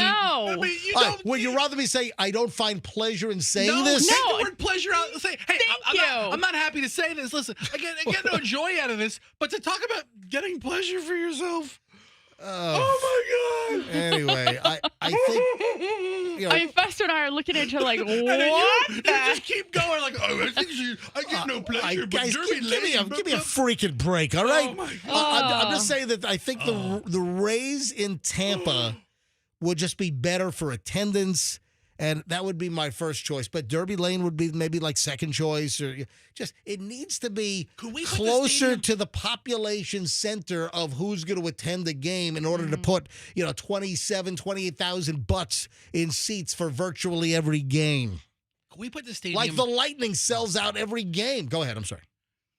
Can we put the stadium on a barge? Build a like on a An aircraft carrier? get two of them and weld them together and put a baseball stadium, and then he maybe half the Float it games around. Go to Tampa, go Do to some in St. St. Pete, Pete, like right in front of the Vinoy out in the water. have the Sarasota series. Right. You just Go on down to Ringling Boulevard, just Yeah. park offshore at St. Armand Circle or something or whatever. I think this is positive news for the Rays overall. Listen, Stu's making a ton of money. Good for him, I guess. But Yeah, but man, they think that Stu Sternberg is a pox. So folks are cheering that he sells the team. How do you feel about saying that, MJ? What? Do you get pleasure from that? Stop. You get pleasure from talking about it? Cut the crap, would you please? Hey, so Michelle, you and Julian are going to see what, 28 years later? Yeah. What, is that today? That's today. Yeah, I was invited. Listen, I'm zombied out. I don't need to see. It's a zombie genre movie, right? We did watch. Yeah. We watched 28 Days Later. What is that? Like 28 years ago? When was that? It's not quite. It was like 2004, maybe. So Like, maybe 20 years ago, 21 years ago. Oh, I'm so far yeah. off. Okay. Well, you asked. So. I don't really remember the movie. That's interesting because I do. Well, you guys also watched it again at the house yesterday. And when I watched it, I was like, I remember this scene. I remember this music. Yeah. Listen, I would probably have to watch it. I didn't poke in. Michelle and Julian, they fired up 28 Days Later from 21 years ago. Mm-hmm. They watched that yesterday because they're getting ready to go to a daytime screening of. No, it's tonight at 7:00. Oh, it's tonight at 7? Yeah. You didn't tell me that you're leaving me at dinner time? Yeah, I'm pretty sure it's tonight at 7. You're leaving me to go to the movies on a Thursday night? Here's the thing. When movies open up on like the Friday, they usually have some kind of I don't know what they call it, pre-screen or something on the Thursday before. And so Julian and I are doing that. That's cool. Yeah. And so the reason you should have remembered this 28 Days Later that we originally watched, that was literally like Cillian Murphy, hot Oppenheimer in Batman movies, whatever, Peaky Blinders. This 28 Days Later was like one of his very, very, very first films. All right, gotcha. Oh, yeah, that's why. Look, he's good, though. He's a great actor. That's what got it. Christopher Nolan saw him in that and said, I want him in the Batman movies. And that's what launched him. I want Cillian, whatever. What's his last name again? Murphy. That's the easy part of the name to say. Cillian Murphy. But you don't remember that movie at all. I do not. And you get no pleasure from. I do not remember. But he at all. knows it's about zombies. Hey! I'm running late. I got to talk about the latest scam in dating. We touched on this some time ago, but apparently it is increased many-fold. You've heard of a booty call? I have. Ladies and gentlemen, MJ Morning Show listeners, you're aware of the proverbial booty call. What's heating up is the foodie call. That people are booking dates or trying to go out with people just to get their food paid for, just to get their meal paid for. It's called a foodie call. It's not a booty call. It's a foodie call. Oh, that's just terrible. Yeah. But this is picking up. This is becoming more prevalent with folks trying to tighten up their budgets with the economic conditions. There are a lot of flashing indicators that are out there economically. And many feel that we are going to hit recession at some point. People are tightening their belts, tightening their wallets. And this is showing up all over social media. Apparently, it's on the TikTok, which I don't screw with a Chinese spy operation and allow them access to all the crap on my phone. But I use Instagram Reels, and these are popping up on Reels as well. And you've got these women that are documenting. These are like 20 and 30-somethings. So it's like 20s and 30s that are documenting so-called foodie calls where they're being open. They're being just wide open about it, saying, hey, I'm on a foodie call. They don't do it like in front of the guy, and they'll narrate later, or they'll do a little recap. Yeah, went out for a really expensive dinner. It was a foodie call. Yeah, you know what? I really wanted a good meal, but I didn't have the money for it. So there are women that are going out on these dates, no interest in the guy. They just want their nice dinner paid for. It's a freaking foodie call. I don't know if we can get anyone to call in and admit this.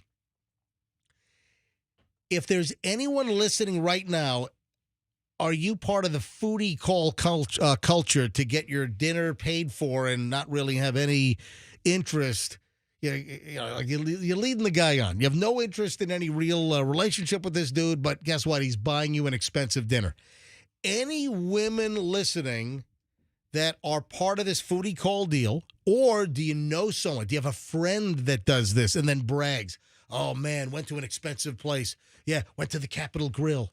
Yeah, went to Pont or on Swan or something or Burns or yeah.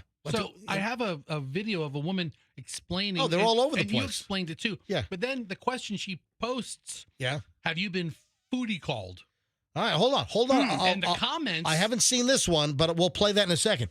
But if there's anyone listening that would like to comment on the foodie call, or any guys listening that you've been victims, you've been the subject of a foodie call, where a woman maybe matches you online, no interest in any kind of relationship. They just want dinner. They want a nice dinner. And we also talked about this, that a lot of guys are getting wise and they're meeting for drinks or coffee so they don't have to invest in an expensive dinner.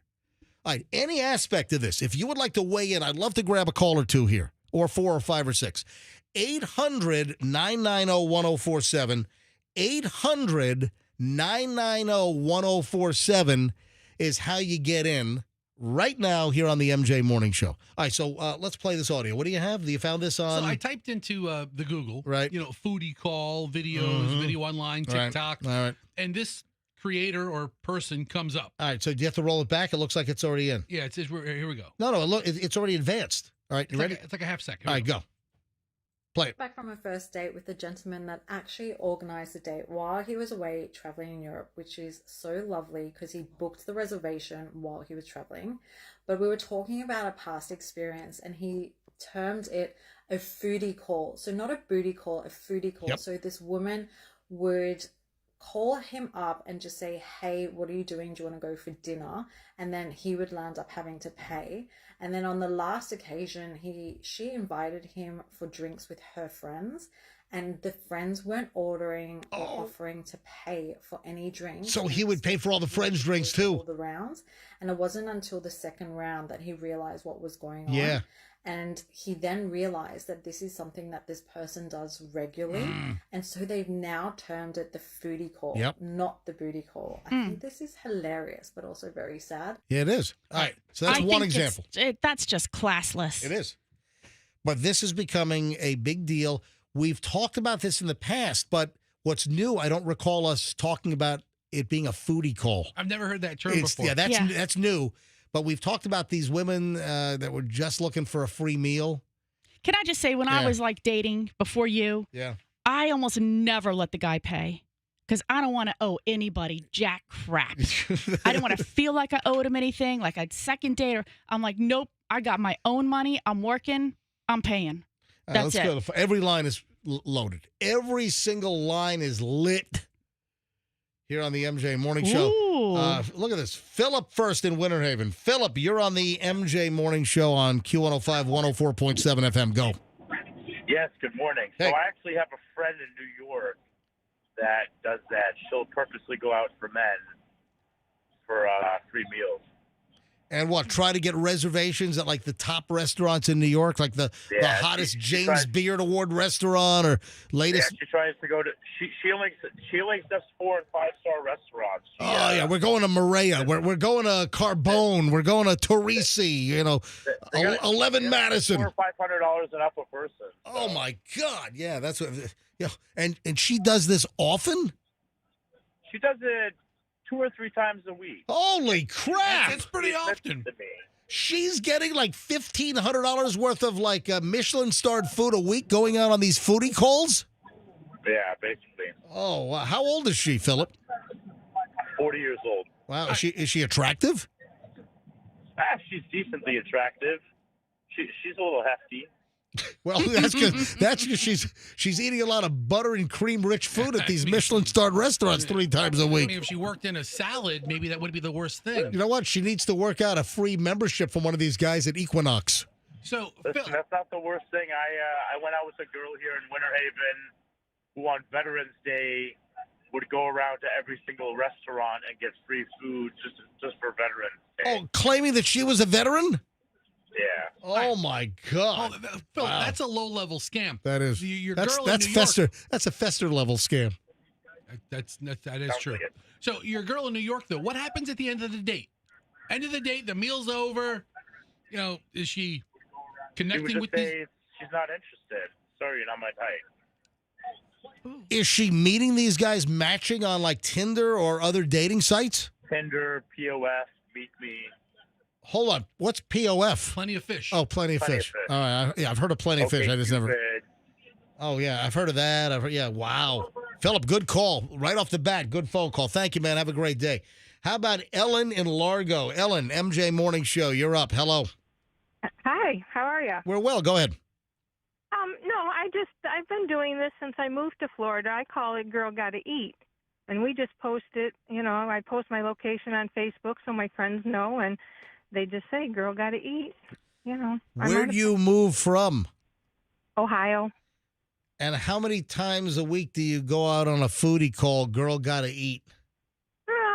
At least twice a week. The weekends, definitely, Friday, Saturday, Sunday. So you're meeting guys on Facebook, and then you're getting them. No, not on Facebook. I go to the more like Seeking and Sugar Daddy sites and stuff like that. Wow. How old are you, Ellen? 63. 63? You're running a racket? Yeah. Who's answering the ad? I don't have to pay. Girls, women don't have to pay. No. Who's answering the ad? Like, who's like? Is it like 40-year-old guys, or is it 80-year-old guys? Or 70-year-old guys down to 50. My youngest one I went out with was 37. Where did the 37-year-old take you to dinner? He took me to Bascom's. Bascom's Chop House. Good. Right on Overton. Yeah. Wow. And did you? You betcha. So are you a slob there? Do you order like the most expensive stuff? I start with the most expensive cocktails, and then probably get a nice steak or something usually, and at least 3 cocktails. Oh man, at least 3 cocktails. Girl got to eat and drink. Girl gotta eat. Wow. All right, Ellen. Thank you. It just seems like such a good way to get stabbed. Uh, I mean, you don't know these guys. I mean, yeah, not condoning that, but Pat's in Tampa. Pat, you're on the MJ Morning Show. Hi. Hey, good morning. How are you doing? Doing well, Pat. Go ahead. So we have a friend who is actually unemployed. He quit his job because he wanted to start doing photography. Okay. And so he started dating some girls, and all they want to do is go to like Park Shore. They want to go to really high-end places. They order really expensive drinks, really expensive meals, and then they say, so when's the next date? It's like, what? Wow. How's he affording it if it's he really quit? bad out there. Well, how's he affording it? Well, he has savings. Yeah, he's got. And He's so, dipping. He's guess what? He's cashing in his 401k and paying the penalty. Okay. Oh my God, like hundreds and hundreds of dollars. So then he said, "Hey, how about the next date? I'll make dinner at my house." And they're like, "Oh no! I want to go out and I want to go, to expensive places." Mm-hmm. It's really bad out there. Yeah. I'm Listen. so sorry for everybody dating. Yeah, I mean, I couldn't imagine if I were dating today. Michelle. awful. Yeah, Michelle and I. No, listen, it's really bad. we have our ups and downs, but hey, Michelle, are we going to make it to the end? Are you and I going to make it until death do us part? Sure, but let this just be a lesson to you about how lucky you are. Because what am I very happy and content to eat? Kraft macaroni and cheese. Yeah, I mean the cheapest food in the store. An 82-cent box of Kraft There you macaroni go. and cheese. You're going for a high-end meal, and I'm like, nah, I'll just make. Have we figured out why the hell? No one's gotten back to me. Why the hell does Costco not have I don't the know. big box of Kraft macaroni and cheese? All right, phones are loaded. This is amazing. How about Anonymous? All right, Andrew, I got to move on after these calls. So I'll do Anonymous, Marcus, Nancy, and then Mark. So 4 more quick calls here. Anonymous first in Holiday. Hello, Anonymous. Hey, what's up, guys? Hey. I turned the tables on this one. Well, I'm not going to mention the restaurant. Took a woman to a 5-star restaurant in downtown Tampa. Went to use the restroom, and as I come out, it was around a pillar, and I heard her making a video of how she was setting me up as a foodie. So I didn't say anything. We ate dinner. The check came. I excused myself to use the restroom again, and I walked out the door and left her. Oh man. Come on, you got to tell me the restaurant. It doesn't matter. What restaurant? I'm not saying it. Nope, I'm not, because I don't know if she paid the bill or not. I'm not mentioning Oh, it. You man. guys are great. Keep All right, up. thank you, Anonymous. Appreciate it. Marcus in Tampa. 3 more here. Marcus, you're on the MJ Morning Show. Hi. Oh, my heck, I got foodied. You got foodied. I got it. All right, who I got foodied you? What happened? I met this lady on Match. She came up with some restaurant in the Carrollwood area. Never heard of it, but it wasn't a high-end place. But she ordered a drink. She ordered an appetizer. She ordered this seafood pasta, ate like 4 bites of it. I was only about halfway through with my salmon. The waiter shows up and says, "Can I get anything?" She orders dessert and says, "Oh, by the way, can I have a box to go?" She takes 3 bites of the dessert and says, "Can I have a box to go for that?" And I was like, what in the world? So then... Did she order like additional martinis and get cups to go? No, she didn't order a drink, so I didn't get hosed on the expensive liquor. Yeah, drink. listen, alcohol's the highest profit margin in the house. Go ahead. Yeah, probably. No, it's not probably. No, alcohol is the highest. Right. Go ahead. Yeah, no worries. So appetizer, and then she ate maybe a third of her meal, and then ate 3 bites of the dessert. Yeah. And then I call her up and I ask her out, and then she tells me, she's a nurse. I got this gig up in New York or something like that for the summer, so I won't be seeing you again. Oh, like a traveling nurse. Yeah. Wow. Sounds like a scam. Yeah, I totally got hosed. You got foodied. Hey, what was the total check? How much?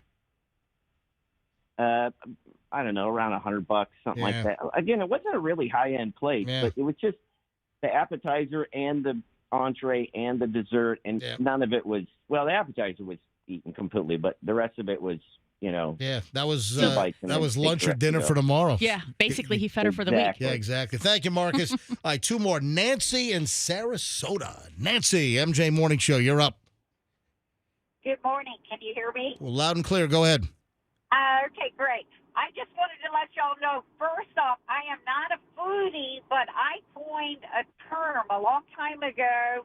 Those are professional daters. I had a girlfriend that was like that, and I told her that she needed to slow down and really try to meet somebody. But 2-3 times a week, she would go out every week with these guys and get dinner, and wine and drinks. You know what? It's almost probably like an obsession. It's probably like a game. You get like you're on crack. It's like you keep feeding yourself literally with these free dates, and you probably think about, oh man, I'm eating hundreds of dollars worth of free food a week at nice restaurants. It's probably an addiction. Yeah, it is. I think so. That's what I told Are you still friends with her, Nancy? But she started crying when I told her that's what she was. You're a foodie call. Are you still friends with her? We were for a pretty long time, but she held that against me, but we're not friends. Gotcha. Yeah. Thank you, Nancy. Yeah, sounds like her issue. All right, last call before we move on. Mark in Holiday. Hello, Mark. Go. Good morning. First of all, it doesn't pleasure me to say this, but about 7 years ago, I was on Match.com. And I actually did link up with a young lady locally, and she told me that she was running this racket. Of course, the terminology wasn't there, this foodie call. Foodie call. But she did let me know that's what she did. I found it shocking. I couldn't believe it. I said, what? But yeah, she admitted to me openly that that's what she does. She goes out on dates with men, and it wasn't about a high-priced meal. It was just about a meal in general. I mean, it wasn't low-end like McDonald's, but it's probably mid-grade, like a frozen food like chilies and stuff like that. But Hi, Mark. Thank you. Appreciate it. That's all I got. Thank you. You pleasured me with this phone call. Have a nice day. This is ridiculous. Social media, man, I'm telling you, social media is turning people into morons. And you know what the latest is? What? Videos are popping up. And Michelle, this is sort of a female thing. The hot new lip liner. Yeah. Women are using Sharpies, magic markers, Sharpies to do their lip lining. Does it even come in an appropriate color? Oh, yeah. Have you don't seen? know? Sharpies come in every Everything. I know they have a lot of colors, but I'm just not sure that. Have you been to Michael's? Have you been to like Blick? Yeah, I mean Blick. Markers. That's the best name for an art store. Blick. You ought to see, Fester, how many Sharpie colors are there? 150? Every color you can imagine. Michelle, every shade of every color they have. Yeah. Yeah, I just don't And you might think have to of look a that little as- harder for some of them, but if you're looking for pinks or a hot pink or a red or whatever color you'd use as a lip liner. Yeah. they Oh, like, have you know, Office Depot, Staples, Office Max. Which one's not around anymore? Office, one of them. Oh, yeah, one of them. Office Depot, I Palooza. think. Office Depot, Office Oh, Max. no, Office Max, I think, is no longer around. Office- Office Depot and Staples, I think, are the same now, right, Fester? Two of them married. It's like Yeah. Office Depot, Office Max married, and Staples is. So I don't know. this is a trend. This started a couple of weeks ago online, social media videos, women using Sharpies to do their lip lining. Okay, what's your issue with this? I mean, think about it. It's permanent. It doesn't run. Well, it's not permanent. It's not like a tattoo. It's a permanent marker. Yeah, but it will come out. Yeah, over the course of your life. No, it's not going to come off that night. You could get it off probably that day if you wanted to. Use some Comet cleanser Yeah, okay.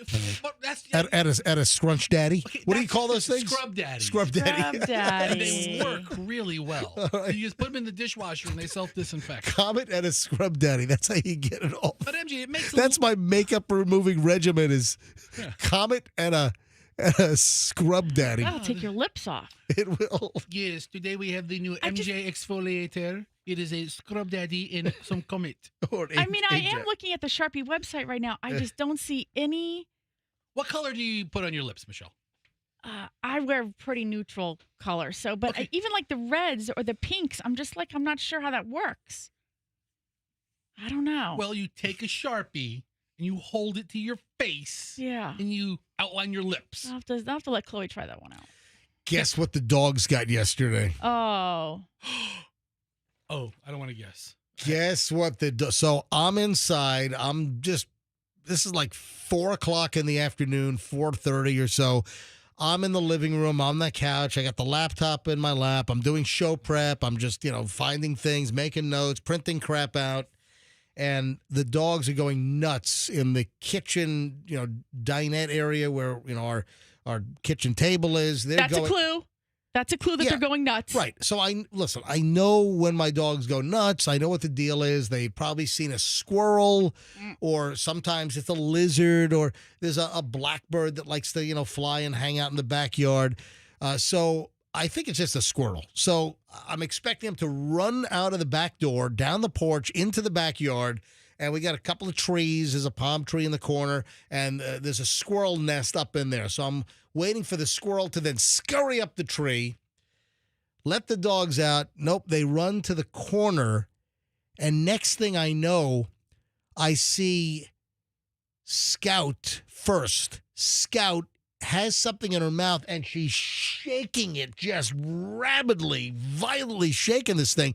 And I couldn't process right away, what was it? It was like she had like a lasso from Yellowstone or something. I'm like, what is going?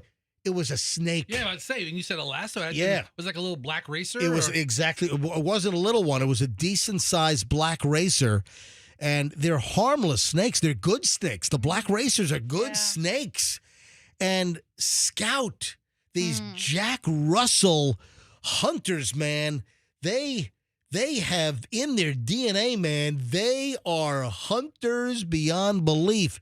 So they've never gotten a squirrel. They've come close, but they've never gotten the squirrel.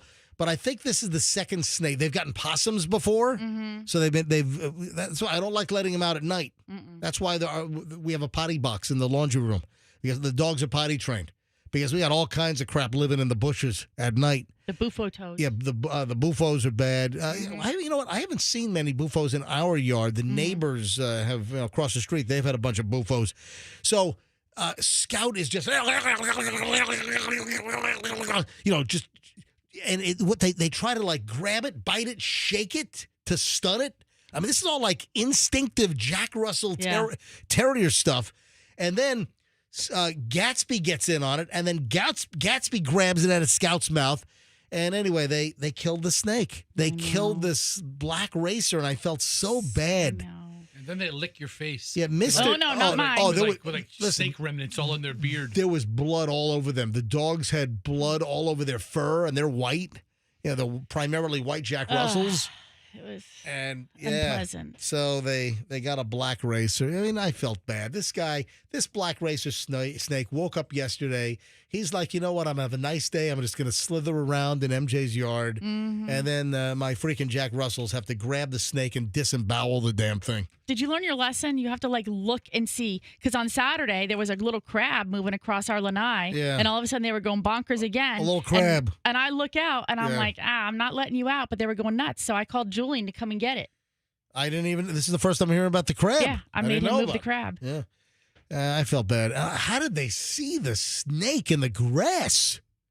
I think it was on the seawall area, right? Like it was probably slithering across our deck, and then they saw a it. sidewalk or a deck. Yeah. Pretty obvious. Yeah. In grass, they're pretty well hidden. So the Stanley Cup has been damaged by those prick Panthers.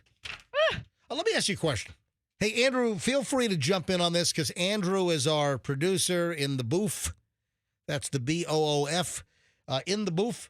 Andrew is he's a Disney weirdo. He's also, a hockey aficionado. And so the Panthers won the Stanley Cup back-to-back. Yeah. So the Panthers won this year in 25. The Panthers won also in 2024. Okay. Yeah. So all right, stop, Andrew. It's okay. All right. Listen, we know a thing about back-to-back because, listen, the Tampa Bay Lightning, the Bolts, we won back-to-back in 2020 during COVID, and then 2021. So we had back-to-backs as well. I mean, Florida's really turning out to be a pretty big hockey place. Of the last beating the crap out of Canadians, man. Of the last 6 hockey seasons, a Florida team has won 4 of them and have appeared in 5 of them. Yeah, it's pretty amazing. But here's my question.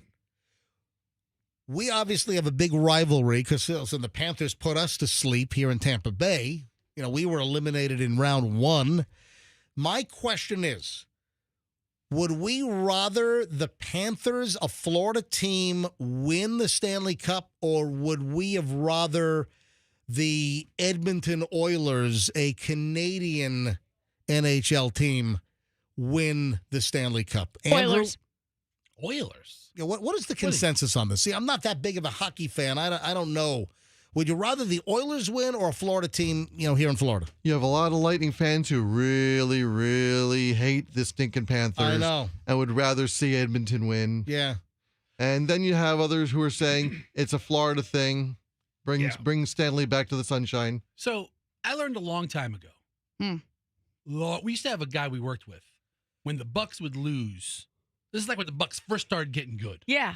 But when the Bucks started winning games, when the Bucks would lose, he would be pissed for 3 days. And I'm like, what do you care? I mean, why are you so invested? I root for the Bucks. If the Bucks win the Super Bowl every year, I still have to go to work in the morning and pay my bill. Yeah, really. If they go 0-17, so it makes no difference in my life who wins whatever. Although I root for certain teams. The reason why I'm bringing this up, during the Panthers Stanley Cup celebration, they damaged the cup. It's theirs to damage. Hold on, let me tell you right now that there have been dents, and they take them to they go to Home Depot and they get the Ding King. They pull the dent right out of the damn thing. Right. Hi, Billy Mays for the Ding King. What'd they do to it? Dude, have you seen it? Go bring this up online. I'll hold the picture up to MJTV. It's a black and white picture because I printed out the story. There is a giant chunk taken out of the side. The top of the cup, it is ripped. It is like ripped metal. It is not a dent. It's not a ding. They have, look at this. They have actually. It's in the bowl area. It's the edge of the bowl. The Panthers, it's like someone took some wire cutters or bolt cutters and cut the edge and then pulled it apart. This is a gash. Somebody had to drop it and it lands upside down and it just hits at the right angle. Listen, if you're an electrician, you're probably using Klein wire strippers. All right. It's like someone used a pair of Klein wire cutters and totally cut. And then I think the bottom is dented in as well. So it's the top. It's the top and the bottom. The Panthers have the cup for like a day, and they've already damaged the top. Not just a little ding. It's ripped. It's like they took bolt cutters and shredded the top of the cup, and then the bottom's all dented in as well, the base. So they're basically a bunch of Jack's holes. I mean, honestly. No, they're not from Jacksonville. Where are they from? Fort Lauderdale. They're Fort Lauderdale. Miami area. Oh. Sunrise. Sunrise. I'm going to say the real name now. All right. No. They shouldn't even, you know what, they should be disqualified. You can't go around banging stuff up like that. You were thinking of the Jacksonville Jaguars. I was. Yeah. Listen. Different sport. But okay. I'm looking at the video of it. Yeah, it is damaged. Like, that's unbelievable. It's theirs to damage. They got guys that can fix it. Listen. That's you win the Stanley Cup, you get to do what you want with it. Disrespectful. Last word goes to Andrew. Yes. The cup has been found at the bottom of a pool before. It was once left on the side of the road when a team was changing the tire of the bus. Yeah. I mean, this cup's been through a lot. But wait a minute. They have that it's the guy. oldest trophy in team sports, Hold and on. it's the same one year after year. It's not like they make a new one for each year. It is a historical piece that has gone through an amazing amount of... I have touched the cup like 4 times. Listen. And they've replaced it. They've repaired it every time you touched it.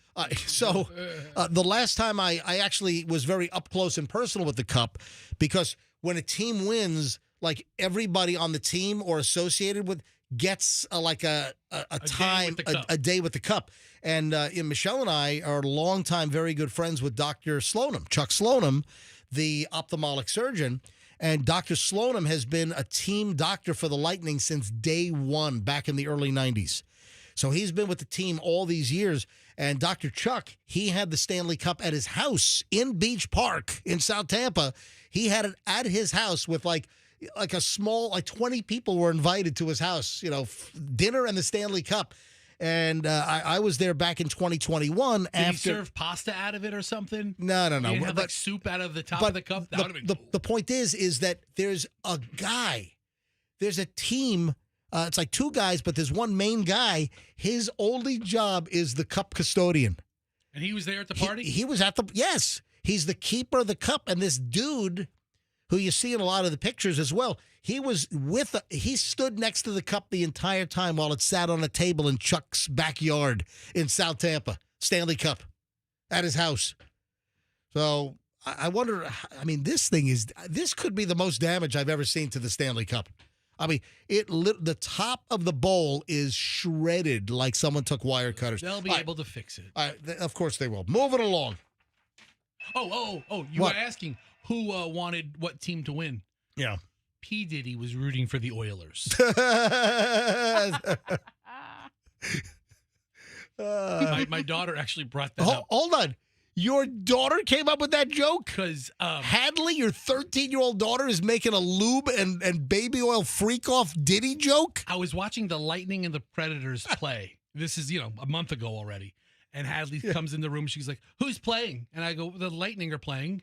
And they're playing the Predators. And I showed who's who. And she's like, oh, so it's not the Oilers versus the Predators, which is the Tennessee team. Right. And I go, no, why would you say that? And she goes, oh, that's P. Diddy's dream matchup. And she turns and walks out. The Predators and the Oilers? Oh, my God. How I don't know. Where'd she get that? I didn't ask. I was like, just never say that again. Oh, my gosh. Yeah, so P. Diddy was really rooting for the Oilers. One man's mouth. He's not a black dude either. He's not like this guy's an Asian dude. This is name might be Wing. All right, Wing, he won the Grand Beatbox Battle several years in a row. Wow. He is quite is this a talent? Is this a that's pretty damn talented, dude. I'll tell you that. Hey, I don't think you're supposed to be able to buy ready-to-eat meals at Walmart and Kroger and then die. I mean, eventually it gets you. This is not a good selling point. This is not a good advertising feature. 3 die from ready-to-eat meals sold at Kroger and Walmart. What the hell? Like the frozen dinners? New from Murder Foods in your grocer's freezer. Federal officials are investigating the 3 deaths and a pregnancy loss in conjunction with listeria contamination in ready-to-eat meals. Fresh Realm locations in California, Georgia, and Indiana are recalling chicken fettuccine Alfredo products over listeria. So it's not in Florida? Apparently not Florida. Market Side Grilled Chicken Alfredo and Fettuccine Pasta, Best By date of June 26 and 27. Also included 12.5-ounce trays of Home Chef Heat and Eat. So Market Side is like a Walmart brand. The meals are sold nationwide at Walmart under the Market Side brand. Yeah. I think. Guess what? It's more like Graveside brand. So. Okay, that's not funny. Jeez, no. But it's actually funny. So Walmart always had great value. I think, and I'm not 100% sure, but I think Market Side is like an elevated brand. Elevated. An elevated brand of crap. You know, elevated is a term used in a lot of culinary experiences these days. Yes. Like in New York, up in the city, you have a lot of really good traditional old school slice joints for a good New York slice. But then you have like the newer places like L'Industrie and Scars and Series now that have the so-called elevated slice, bringing it like several clicks higher than the New York slice. So do they have these restaurants on like the third floor? Because then you need to take an elevator. Yes. To have an elevated dining experience. But yeah, I always thought, and maybe I'm wrong, that Market Side was like a little bit nicer than the Great Value stuff. Anyway, that's not good. What else do we have? Oh, this is two things here. We've mentioned a couple of TSA issues recently, and this is coming out again. I mean, this is just common sense. I just don't do this. But there's a new wave of stories that I saw yesterday, multiple sources, that if you fly, you should absolutely never, ever, ever put this item in the security bin at TSA. What item should you never, ever, ever place in the security bin? And I'm going to expand this beyond what the story is. Michelle, would you like to guess what item should you never put in the security bin? I can't think of one because everything has to go in the security bag. Yeah, okay, right. So, like, I don't put my wallet or phone laying flat in the security bin. Oh. I put it in my backpack. Yeah. That's what we're looking for. I also don't put my, pleasure devices. Oh, will you stop it? I mean, why is this guy carrying a cell phone, a wallet, and 3 fleshlights? No, the story's coming back around, and we should have known this, but I mean, everyone should know this. But the TSA is reminding people. And why not? I was behind a guy once who dropped a handful of change. Yeah, like empty your pockets, and he pulled out more change than like a guy who has a vending route. And he just drops it. Think about this. Why would you not put your phone right in the bin? Well, I wouldn't do it, so I just don't understand, like who's doing it. I mean, a theft, obviously, like someone stealing something. And that's what they're doing. So the phones are getting stolen, and the TSA, and I guess there some agents are commenting on social media. Some stories are circulating. There are a couple of videos that have just popped up recently. I know a TSA agent, or I spoke to a TSA agent, and they said, never, ever, ever put your phone in the bin. Clearly, your phone's going to have to go in the bin, but it's how you put your phone in the bin. You should never. I'm going to tell you what this should expand to as well. Listen carefully.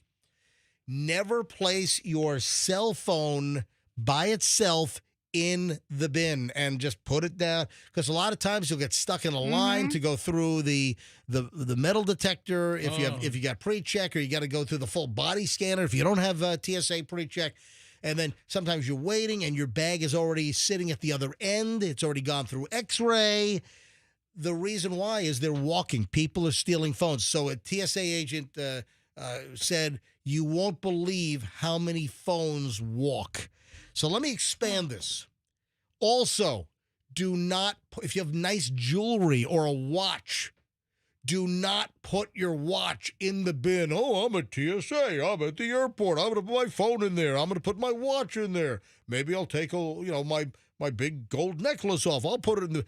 Don't do that. So I put my phone in the bin. I a lot of times will take my watch off because I've got several watches that don't alert at most airports, but like the watch I'm wearing right now, this watch alerts at some airports. Like I've come to know like some of the airports where the magnetometers are set way, way too sensitively. So I take my wallet out of my pocket. Oh, I'm going to hold up all these items. I'm going to take my wallet out of my pocket. I'm going to take my watch off my wrist. I'm going to take my phone out of my pocket. I'm going to take all these items. I'm going to put them in the bin, but not alone. I put them in a zippered compartment of my carry-on, which is going through. I always put them all inside my bag and zip it up, and then I put it through. And also, if there's a line, or let's say I'm the first to go through, I try to time it. So let's say I'm the first to walk through the metal detector at the airport, and my bag is still in a line. It's in a plastic bin. It's still in a line, and there are 6 or 7 other things that still have to go through. I wait. Here's my rule, folks. At the airport, I wait until my bin has entered the radioactive tunnel. I thought that used to be a rule where they would say, wait and watch your things go through so that nothing could happen. But not everybody does that. I mean, Right. not everybody does it. Not every agent thinks of it. Right. I mean, I thought we were once informed or instructed to do that. If it's a clear path for me to walk right through the metal detector and my bag is still 4, 5, 6 bags back or 3, I wait. I do not walk through.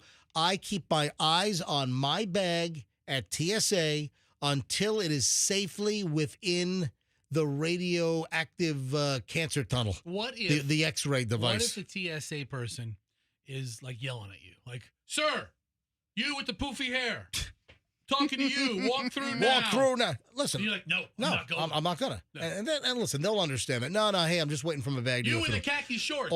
If that happens, all you have to do is say, "Hey, I'm just waiting for my bag to go through." We don't need your And lip, boy. That's it. On the floor. Spread them.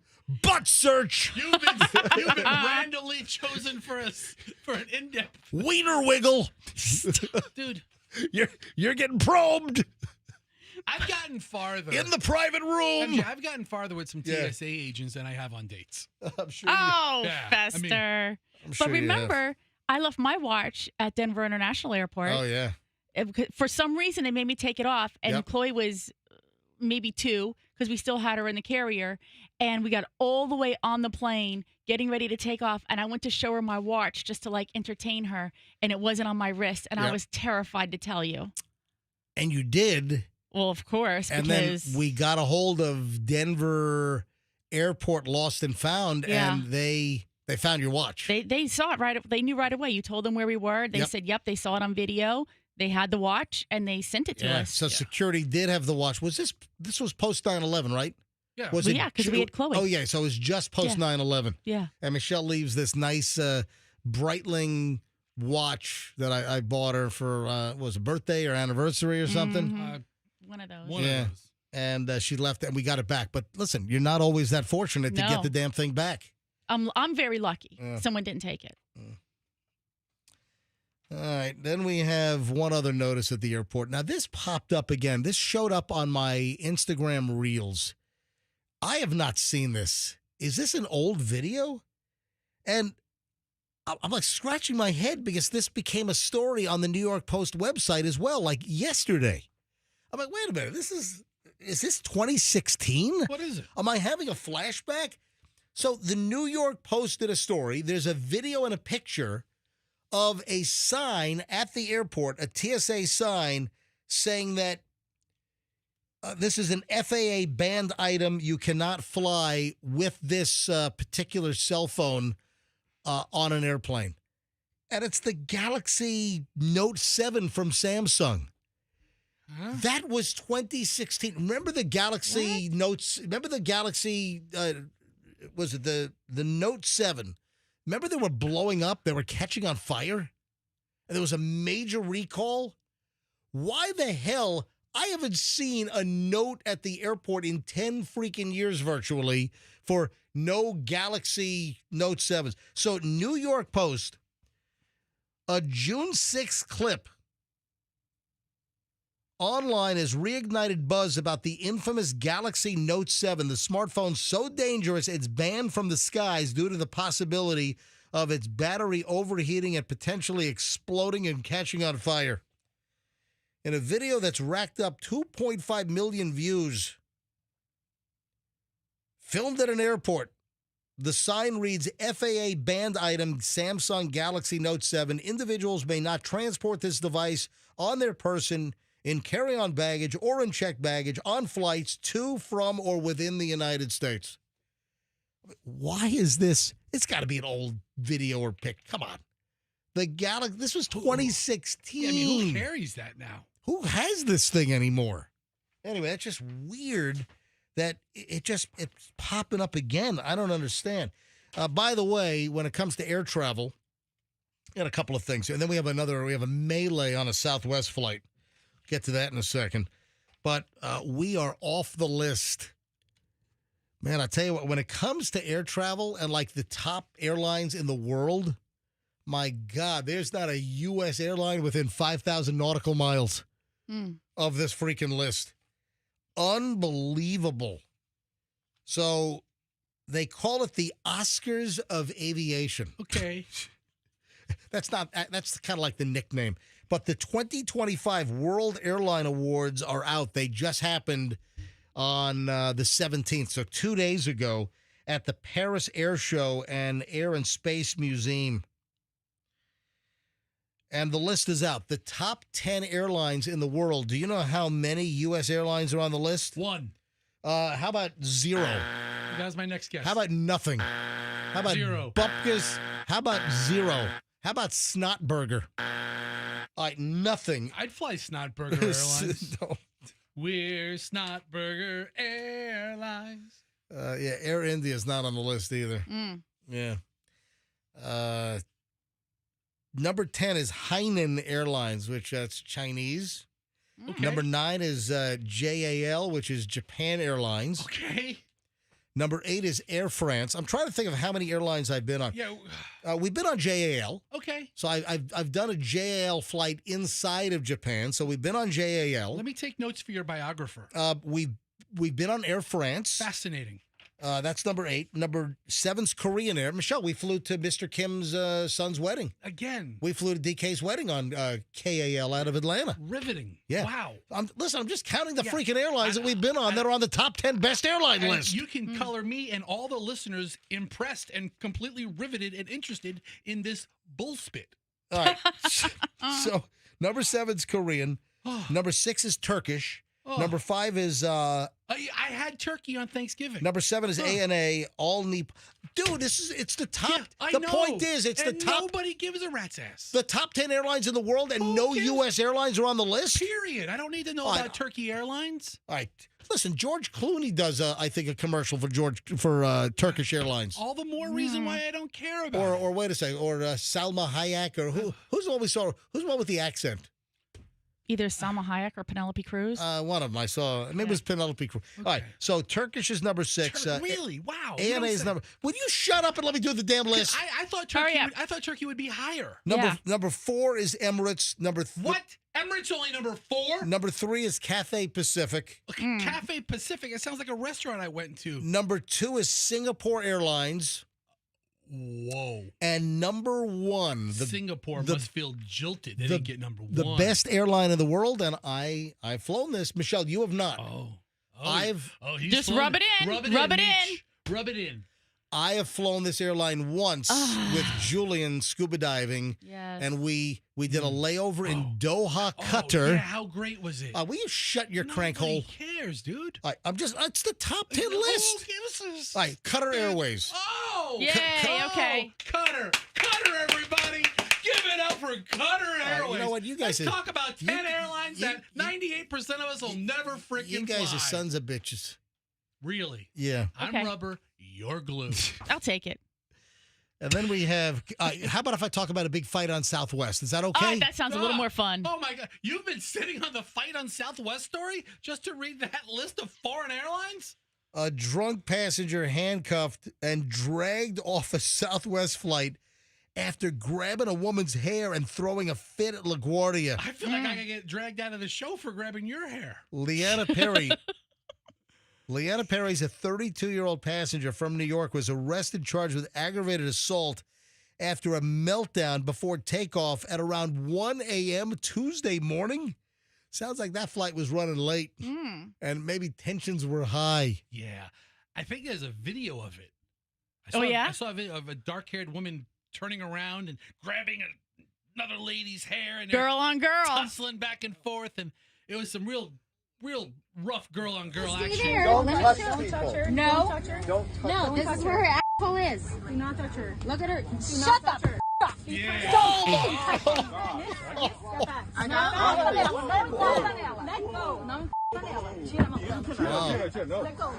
Let go of her hair. Grabbing her hair. Let go of her hair.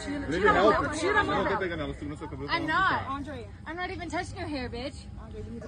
Grabbed her hair and was like trying to rip it out. Unbelievable. Southwest Airlines LaGuardia. You need to let go right now. We need those 911. You need to let go. 911, bro. You need to let go right now. Someone just said called 911. Yeah, I'm sorry. I didn't want to sit next to a fat lady. Let go of her You hair. need to let go of her hair right now. Let go of her hair. You guys are already past the point of no return. She's still holding on to a lady's hair in the seat behind her. Let go of her hair, miss. Y'all see me. You know what's going on. My God. Look at this fat lady. Look at this fat ass bitch. She can't even look. You can't even see her stomach. It's horrible. Look at her outfit. Look at this fat ass bitch. Wait, she's shaming. So she. What is Oh, man. happening? I would pay extra to sit in this row. This was a crazy melee on Southwest earlier this week at LaGuardia. So this woman in a red baseball cap with jet black hair is the aggressor. And, man, she looks like she was rode hard and put up wet. I mean, all right? I kind of like her. All right, so she's got that kind of black hair biker chick look. Looks like she's an extra from Sons of Anarchy, right? So she is beating the hell out of and grabbing the hair of the woman in the middle seat in the row behind her. And it is insane. And then calling her fat and then saying her clothes are awful. I mean, what? Look at this fat lady. Look at this fat ass bitch. She can't even look. You can't even see her stomach. It's horrible. Look at her outfit. Look at this fat ass bitch. Hilarious. You can't even show your mouth because you're embarrassed. You can't even see it because you're embarrassed. Shut the f*** up. Sorry, I can't hear you. I can't hear you, ugly ass dude. Who's never gonna lay it again. Okay, I'm sorry, black guy. My boyfriend's black, so shut the f*** up. My boyfriend's a black guy. My boyfriend's a black. My boyfriend's black. My boyfriend's a black guy. Sure, he's very proud of you right now. Oh, my God. What is she, drunk? What is this episode? Well, what even precipitated it? Because it looks like there's still seats. So shut up, fat lady. Shut up, fat guy. Shut up, black guy. Oh, but my boyfriend's black. I mean, what is this? This is insane. LaGuardia, New York, Southwest, earlier this week, 1 a.m. flight Tuesday morning. Yeah, the video's crazy. Oh my! I'm watching like extended video on Instagram. She also said your boyfriend something is like 2 inches big. It's embarrassing. I mean, she's just full of horrible insults to this other lady. She's like wiener shaming? Yes. Are they mid-flight? No, this is boarding. This is in the boarding process. They're still at the gate at LaGuardia. So how do they solve this? Everybody has to get off the plane? They yanked her off. This lady did not fly. Yeah, where's that Guess video? what? Guess what? You're not free to fly about the country. No, she isn't. No, she's not. She looks very happy with herself as she's putting on this performance. And a passenger had to get in and help too, it looks like. So the Port Authority police at LaGuardia had to get involved. Video from inside the cabin shows several passengers and airline employees trying to grab her and restrain her. As she's being tied with, it looks like the zip tie thing, she's still mouthing off to the other passenger and trying to like go after her with her mouth or something. Oh my gosh. Yeah. I love it. So she says, and we played the audio, while they're zip tying her hands behind her back, that's when she said, ugly ass bitch. Holy, unbelievable. Oh my God. Your boyfriend's bleep is like 2 inches long. Was that in the audio that we played, or was I didn't hear I didn't hear that one. You gotta find the extended Oh my gosh. Yeah, Michelle's looking at the video right now. This is just insanity. So, Port Authority police responded to a report of an intoxicated passenger on Southwest Airlines flight at Terminal B, LaGuardia. Yeah, the extended version of the. Hold on, what do you? She got tossed on the ground. I think she told them to put her on the ground, and so they put her on in the aisle, like on the ground. Yeah. And she's just kicking her legs, flailing like a freak. I mean, she really looks like a good time. Yeah, she does. You know, at your party. Yeah. You know, not mine. This is Andrew has more. All right, sure. Andrew has more censored audio. Go ahead and roll it. Hit it. Your boyfriend's is like 2 inches big. There it is. That's embarrassing. I'm so sorry about your boyfriend. That's horrible. That's horrible. I can't breathe. I can't breathe. Now she can't breathe. I can't breathe. Okay. Let me go. I can't breathe. Shut the up. I can't breathe. Yeah, you. I love her. You. Nobody's touching me. You're not letting me go, motherfucker. Anyway. You're corny as The reason why we're getting this now is because Andrew took so long to bleep it. Can't get out. There's so many. Yeah, you shouldn't get out. You're fucking fat as shit. You're disgusting fat as. Oh my God! Can you imagine? Fat as pig. In-flight entertainment. You're so beautiful. You're stunning. Shut the f*** up. Can anybody do something, please? Get the f*** up. No. All right. Leanna Perry, 32, was arrested. Fun girl. I guess then she said she couldn't breathe.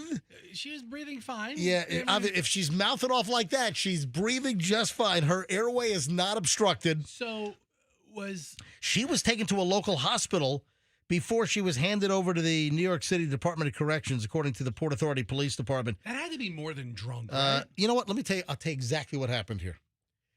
The flight was a 1 a.m. at LaGuardia. This flight was delayed, and she was just at the bar probably since 9 o'clock, 8:30.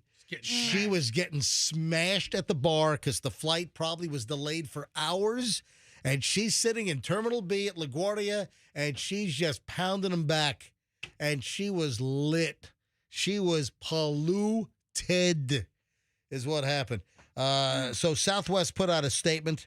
The customer involved in the incident was removed from the flight and denied boarding. We commend our team for their professionalism during the incident. And I'm sure she gets put on the Southwest Airlines no-fly list. I'm sure that she's not going to be on Southwest. Hey, Spirit Frontier warning, she's coming your way. All right? Oh, my God. All right, 8:52 at the MJ Morning Show. That is, Michelle, you were rolling over there. I mean, I just watched the whole video. I don't know. We've got a greedy restaurant story we got to get to. One of these receipts popping up. Oh, Ozzy Osbourne. Do you see that Ozzy Osbourne is giving people a chance to get his DNA? Oh, my. Does anyone really want Ozzy Osbourne's DNA? Yeah. What DNA is he giving away? I'll tell you next. I got a lot of stuff. I'm just looking at we've got to hit the gas instead of the brake deal locally. Yeah, get the jingle ready. Going to need that coming up in just a bit. All right, a lot of stuff as the 9 o'clock hour begins next here on the MJ Morning Show. You're not going to want to miss it. I got to be honest. I think the 9 o'clock hour coming up is going to be the best hour of the day. The best hour of the show is next. So you don't want to miss a minute of this. And remember, if you listen to us conventionally on 104.7 FM and you're like getting out of your car, or you can always just listen to us on your phone. So make sure you have all the apps. You can download the Q105 app. Go to the store, App Store, and get my Q105 app, and you can push one little button, listen live right on your phone. Or we're on the Odyssey app, we're on the iHeart app, we're on the TuneIn app. Just search for Q105 Tampa Bay, and you can listen to us live. And you don't want to miss the next hour here on the MJ Morning Show, Q105. Veterans Ford wants you to act quickly. Listen, Veterans Ford is loving all the people they're helping right now with amazing offers, amazing deals with the Ford employee pricing. But it ends in just a couple of weeks. It is over on July 4th. So you got to go ahead and get your new Ford car, truck, or SUV before employee pricing runs out, unless you want to pay more. You know, right now, for the next couple of weeks till July 4th, you can get employee pricing on any Ford car, truck, or SUV. You roll into Veterans Ford, tell them MJ sent you. It's going to be a wonderful experience. I'm going to tell you right now, this will be your top experience at a car dealership.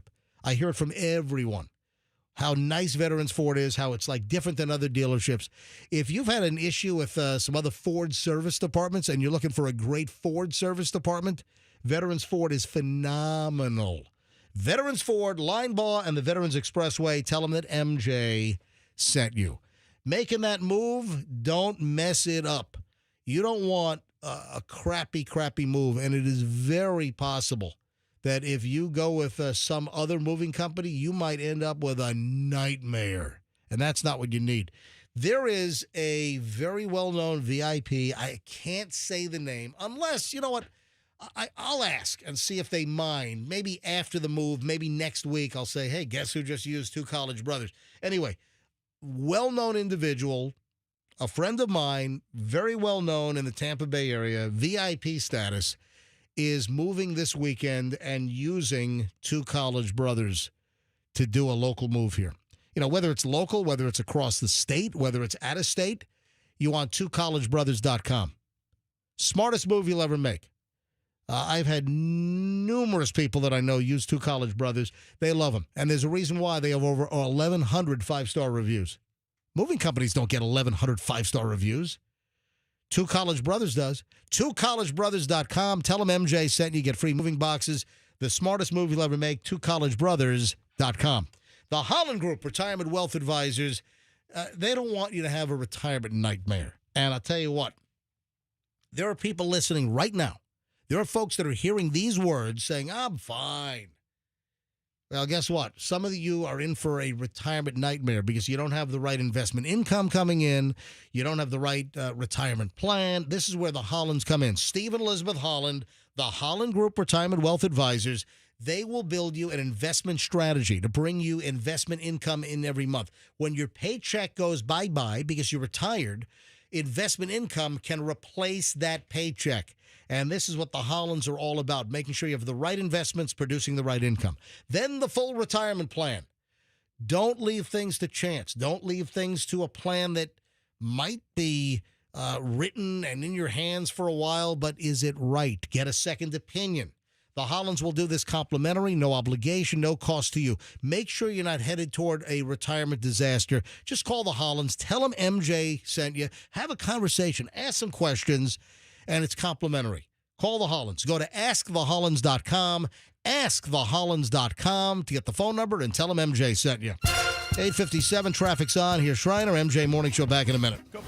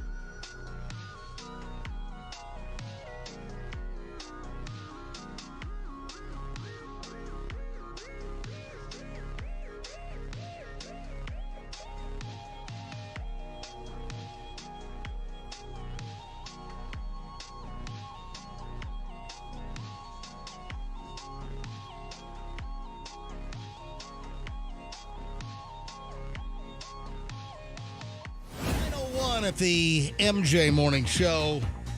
Man, my whole family apparently is abandoning me tonight. Now I find out that Chloe, I was going to say to Chloe, hey, you want to go to dinner tonight? So Michelle and Julian are going to see 28 Years Later tonight at 7 o'clock. And then I'm like, all right, you guys go to the movies. I'll take Chloe out to dinner. And then Michelle says, oh, Chloe's got plans. What is Chloe doing tonight? She's going to a Rays game.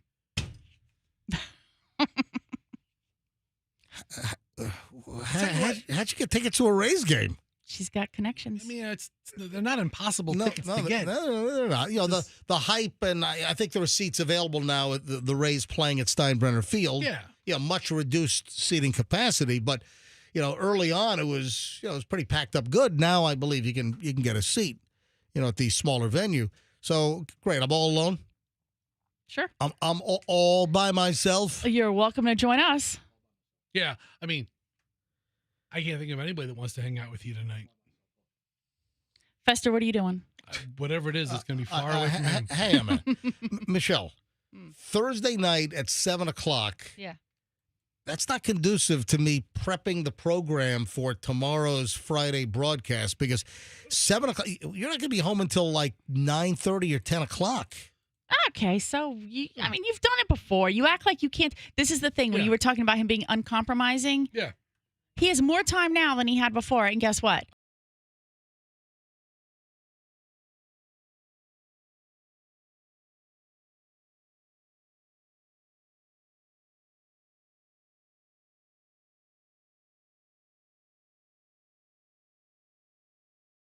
Michelle gone. Everyone's leaving.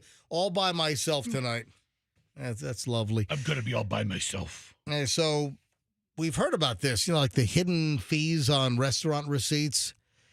Yeah, this is not new. This is just like the latest that I thought was important. And I'm wondering if any places locally are trying to slip this in. You know, it seems to me that I have seen this or something similar.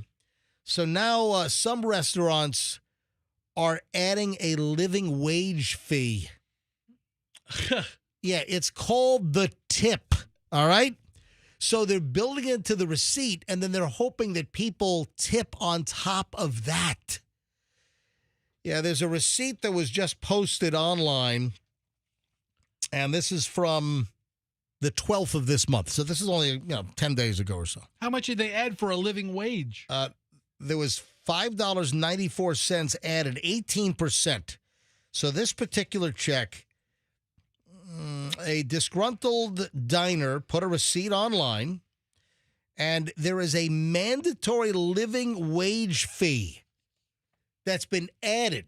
So I'm looking at the receipt. This was ordered at 8:39 p.m. on 6/12/25. One Reuben, $13. Fresh cut fries, $4. One Bob Jamburger, $12. That sounds good. Fresh cut fries, another $4. Then a living wage fee of 18% for $5.94. Subtotal $38.94, $1.81 tax. The total check $40.75 for a Reuben sandwich and a burger and some fries. That's a lot. Then there's a little message at the bottom. Living wage fee of 18% added to each dine-in check. This fee goes directly to staff payroll and provides a living wage to our team. If you choose to tip, tips are pooled amongst the entire team. Thank you. No, that is the tip. Listen, if it's 18% you've added, and I thought the service was good, maybe I'll add another 2%, 5%. But you're not getting a whole separate 20% tip on top of the 18% living wage that you put on there. Then raise the price. Add a buck or two to your burger or to your Reuben. Raise the fries to $4.95 or $5. I mean, who's not going to get the fries over $1? Yeah, exactly. But then you see the living wage, and you're like, wait, hold on a second. A living wage fee. That's not my problem. Charge your menu items accordingly and then pay your staff. You know, we all know the basic restaurant model is the sub-minimum wage hourly, and then, of course, tips on top of that. But I'm sorry, you're not going to cram. That pisses me off. You know what another one has been? Phones are ringing. Or what? I don't know. Andrew, why do I have calls on hold? Oh, what? Are you on the air? No. Put your microphone on. You have a caller who wants to go to dinner with you tonight. Yes. Yeah. That always works out really And what's the other one? Is asking a question that I'm trying to get an answer to. All right, hang on. All right, I'll grab these calls. But are there any restaurants that you've been to where they're trying to cram in these mandatory fees? Like wasn't there like a health insurance fee? Like some restaurants were adding like health insurance fee for our servers. There's been a bunch of catchy names for extra fees. I hate these fees. Just raise the freaking price of the food instead of trying to jam in a fee. But if anyone has ever seen like living wage fee or some kind of fee that's been added to the check, I'd love to hear from you. 800-990-1047. 800-990-1047. There was something else we talked about recently. There was a fee added. I'm like, it might have been me. Oh, it was. We were out at that pizza shop in Denver. Yeah. They had a fee added that you didn't like. Yeah, it was a really decent pizza shop. Do you know what it was? It was in Boulder. Boo. It was a decent pizza shop. We were driving up to Vail, and we got off the plane. We drove up toward Vail on I-70 West, and we got off in like Boulder or Golden. Okay, We didn't go all the way to Boulder. You were somewhere in Colorado. It was in Golden or something. And they had some kind of a fee added to the check. And I'm like, that's the tip. All right. And I think it was like 15% or something. I just added, to make 20%. Anyway, what line am I taking for dinner? Andrew, what line am I taking? Line 1? All right. Teresa, hi. You're on the MJ Morning Show. Hi, Teresa. Hi. So no one wants to go to dinner with you tonight? No. So, Teresa, Michelle and Julian are going to see 28 Years Later, the new sequel to 28 Days Later. They're going to see that tonight at 7 o'clock. And then I found out now that Chloe is going to a Rays game with a friend. So I'm home all alone. It's just me and the dogs tonight. No, it's not like I'm trying to go to dinner, Teresa. I'm just teasing you. Teresa, you trying to pick me up? My wife is sitting right here. You're trying to pick me up? I know. That's a power move. That is a power move. Teresa, what do you look like? Well, I'm not bad looking, but I'm kind of chunky. Ooh. Are you trying to, what is it called? A food? No. A foodie call? A foodie call. Yeah, Are you trying to foodie call MJ? Teresa's trying to foodie call me. Yeah, that's what it is. All right, Teresa. No, but on the waitress thing. Yeah. I was a waitress for many years. Yeah. And I think that they should pay the waitresses more and they wouldn't have to worry about getting the bigger tip. Yeah, there you I go. think that's ridiculous. Well, Teresa, I want to thank you for calling in and thanks for being so thoughtful and thinking about me. And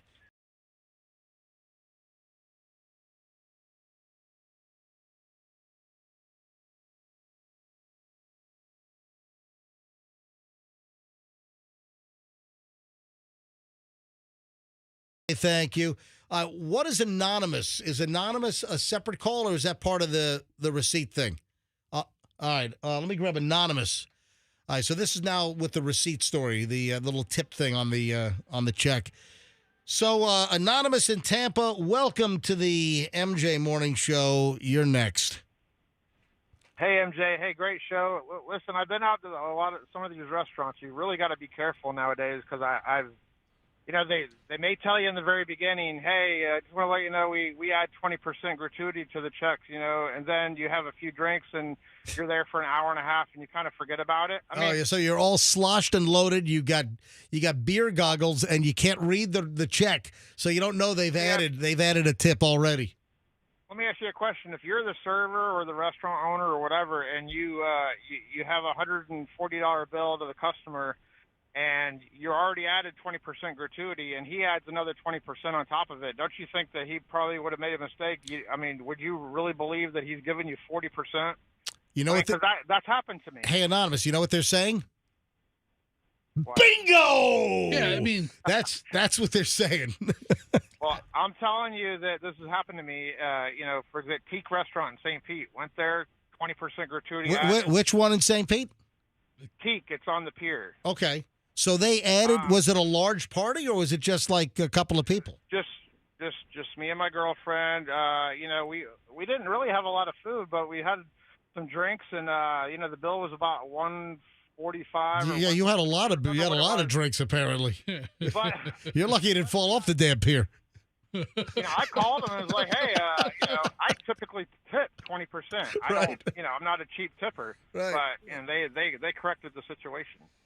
Listen, if you call them out, I'm sure they'll fix it. Or, but you're saying, should a server be honest and say, hey, the tip was already included, and you put another $28 on this thing, right? That's what you're asking. Yeah. Burns adds 12%. Yeah, that's been forever, and the Burns server will tell you that even though I've gone to Burns, I've been to Burns 200 times since 1994, and the servers know me. They still will say, hey, just so you know, 12% has been added. It's part of our salary, and if you want to tip additionally. And that's one of the Burns little secrets. And probably some of my friends who are servers at Burns, they're probably gonna kick me in the crotch. But it is like 70 or 75% of the people still leave 20% on top of the 12% that's already on the Burns. Hello? He had enough of you talking about Yeah, he Burns. jumped off the pier apparently. Yeah, he's out. Fell right off. Oh, all of our lines dropped. What? happened? Oh, hold on a minute. Are all of our lines dropped? That worked. Yeah, that wasn't. Hey, listen, dude, anonymous. Oh, was that anonymous still? I don't know, but that didn't sound like a regular. That was a guy. Anyway, all of our phones just dropped. So all the calls on hold just dropped. If you were just on hold and you got disconnected, yeah, something just happened. Hey, let engineers know that we had a whole bunch of calls on hold and the phones just reset. You just heard our call just drop. That dude is probably saying, I'm not listening to anymore. First you make fun of me almost falling off the pier. Yeah. Then you cut me off mid-sentence. I'm changing to Joy FM now in the morning. They're not going to hang up. Jesus not going to hang up on me. I'm never listening to you. Exactly. Again. All right. So if you were on hold and you just got cut off, you can call us back. 800-990-1047. 800-990-1047. So my apologies. All right. Here's one that was on hold, called back. Lorna in Tampa. Hey, Lorna, you're on the MJ Morning Show. Hi.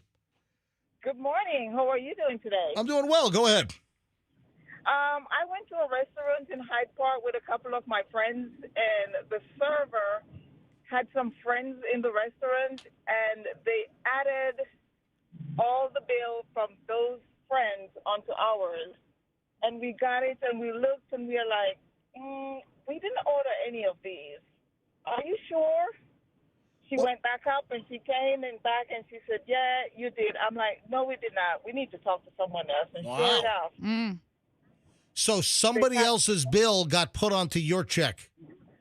Deliberately. Not by accident. Wow. Yes.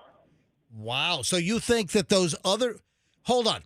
Did the restaurant double dip by putting another check on yours and then charging the other people as well? Or you think the other people... No. Yeah, I think the server knew those, and they just thought that because two of my friends were wasted and they were the ones dealing with the bill. Hold on. You think wait a minute. You think the server was friends with the other party and they put their stuff on yours? Yes, they did. They were friends with the party. Oh, that's and then they came back and apologized. Oh, that's a racket. Wow. That's a thing. Thinking that you guys were so lit. You guys were so drunk you'd never know. Yes, and it's funny enough. It's the drunkest person on the team that realized what happened. That's great. Thank you, Lorna. Good call. Love it. That's why we take phone calls. Kelly in Palm Harbor. I'll take two more. Kelly and then Jim. Kelly, MJ Morning Show. You're up. Hi. Hey, good morning. I know how you feel about tipping people that work like the counter service where you order at the counter and they give you your food. Yep. I frequent local restaurants, I know the people there. So yesterday I went to a local chicken restaurant, ordered a meal. It was $9.99, and I pushed the button that said 10%. And when I got the receipt, it was $1.92. And I'm like, well, that's, I was going to leave him $1. Yeah, 10% on $10 is $1. Is $1, but what they charged was $1.92. I never said anything, but I will never select the do you want to leave 10%, 15%, 20%? Clearly their math ain't mathin'. No, that's no, something's wrong there. They didn't go to Mathnasium. No. Yeah. Right. It's crazy. Yeah, that's a racket.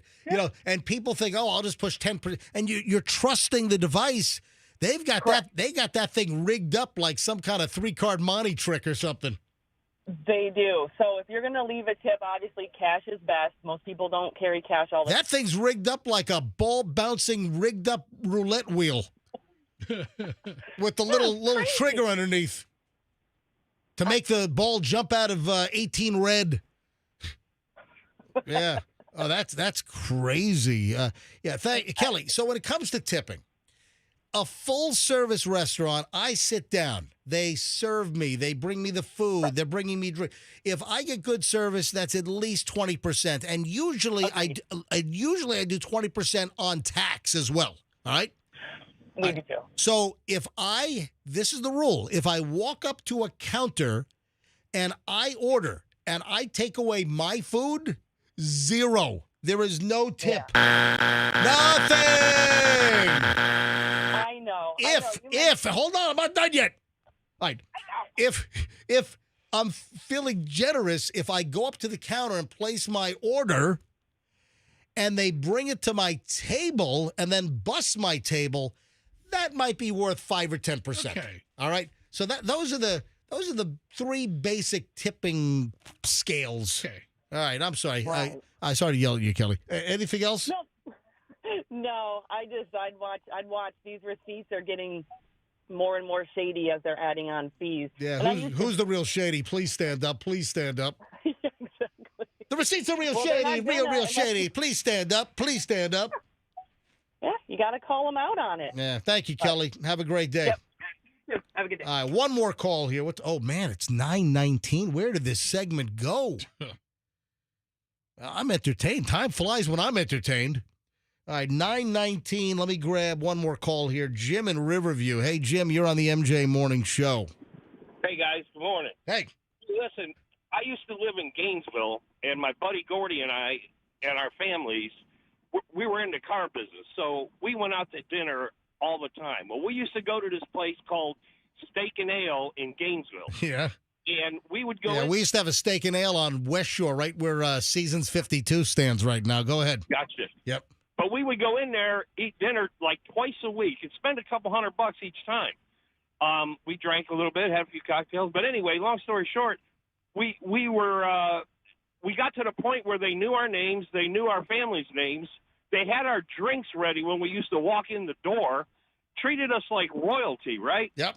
And this went on for like 2 years.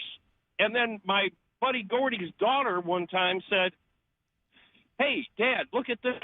And on the bill, they have always been charging us an 18% tip, and we've been paying 20% on top the of that whole time. Yeah. Yeah. What size was your group? We had 4 on his side, 3 on mine. Yeah, because a lot of times you'll see on the menu 18 or 20% gratuity added. On the menu, you'll see this. For groups of 6 or more or 8 or more, it depends. We'll add a gratuity of 18% or 20%. Anyway, Jim, thanks for the call. I appreciate it. Have a great day. We're laughing at us saying this whole time, no wonder why they knew your name, had your drink ready, and everything else. Yeah, you guys were you were tipping them 40% in this joint. Thank you, Jim. Have a good one. Oh, guess who just texted me? Who? Better call Billy Howard. Yeah, I love this guy. Hang on a minute. He's like, God, this is a class action. Hang on. 813. All right, calling. Better call Billy, the consumer protection attorney, Billy Howard.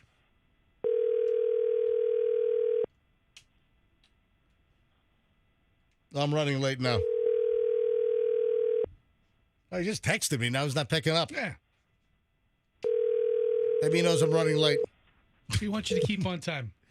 This is Billy. Leave Yep. a message, and I'll get back to you as soon as Yeah, I can. I guess Billy's got a bigger name on the other line. Well, okay. Thank you, Billy. All right, Billy, I just try to call you, man. I'll text you back during the break. No, Billy Howard, the consumer protection attorney and friend of the show. All these hidden fees by restaurants are perfect class actions because it's a small illegal amount, but happens to many people. How is it a hidden fee if they disclose it on Nah, the but receipt? they don't. Well, you're right, but they give you a piece of paper that says this is the fees. They kind of slip it in. Anyway, where will these fees stop? What is the next creative fee that's going to be slided in or slid in? No, I like slided. All right, 9:22 at the MJ Morning Show. Final chunk. MJ Morning Show is next. Oh yeah, baby. I'm looking at my pile of things we haven't gotten to yet, and it is strong. All right, heads up. Back in a second. You don't want to miss the final chunk in minutes. MJ Morning Show here on Q105. So, roofing-wise, a lot of people listening need a recommendation.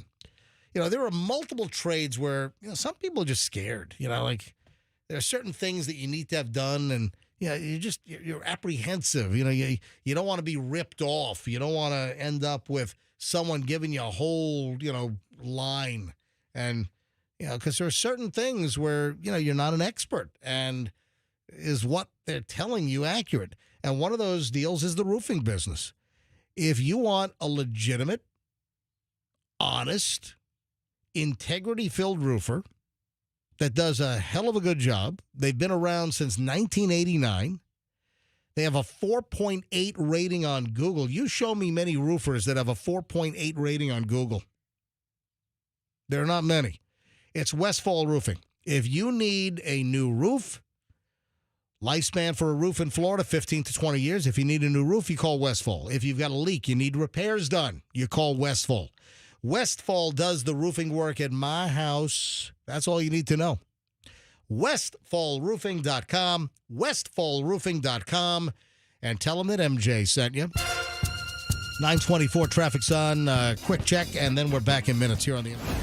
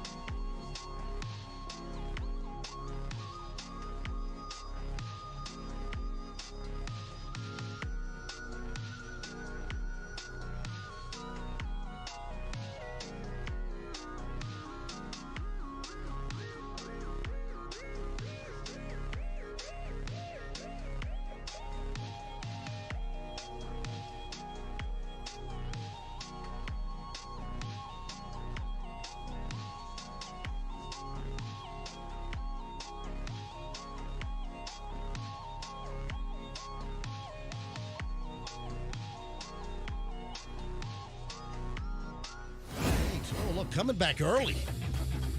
Got a long final chunk of the MJ Morning Show here on Q105. You see this bonehead in Pulk County that pretty much dared the Pulk County Sheriff's Office to find him? Like a catch me if you can. Does that ever work out? It doesn't work out. I mean, if you don't taunt them, they may not be looking for you at all, or maybe just like kind of looking for you. But, if they find you, if they don't, who cares? Hey, let me I'm going to send a text quickly to Grady Judd, Sheriff Grady Judd. Hang on, let me see if he's available. A lot of times he's available early, like 7 to 7:45. Let me just see if there's 2 crazy cases out of Polk County. Hold on, I hit I hit text to talk, and like you're coming out on my thing. Just hang on a second. All right, here we go.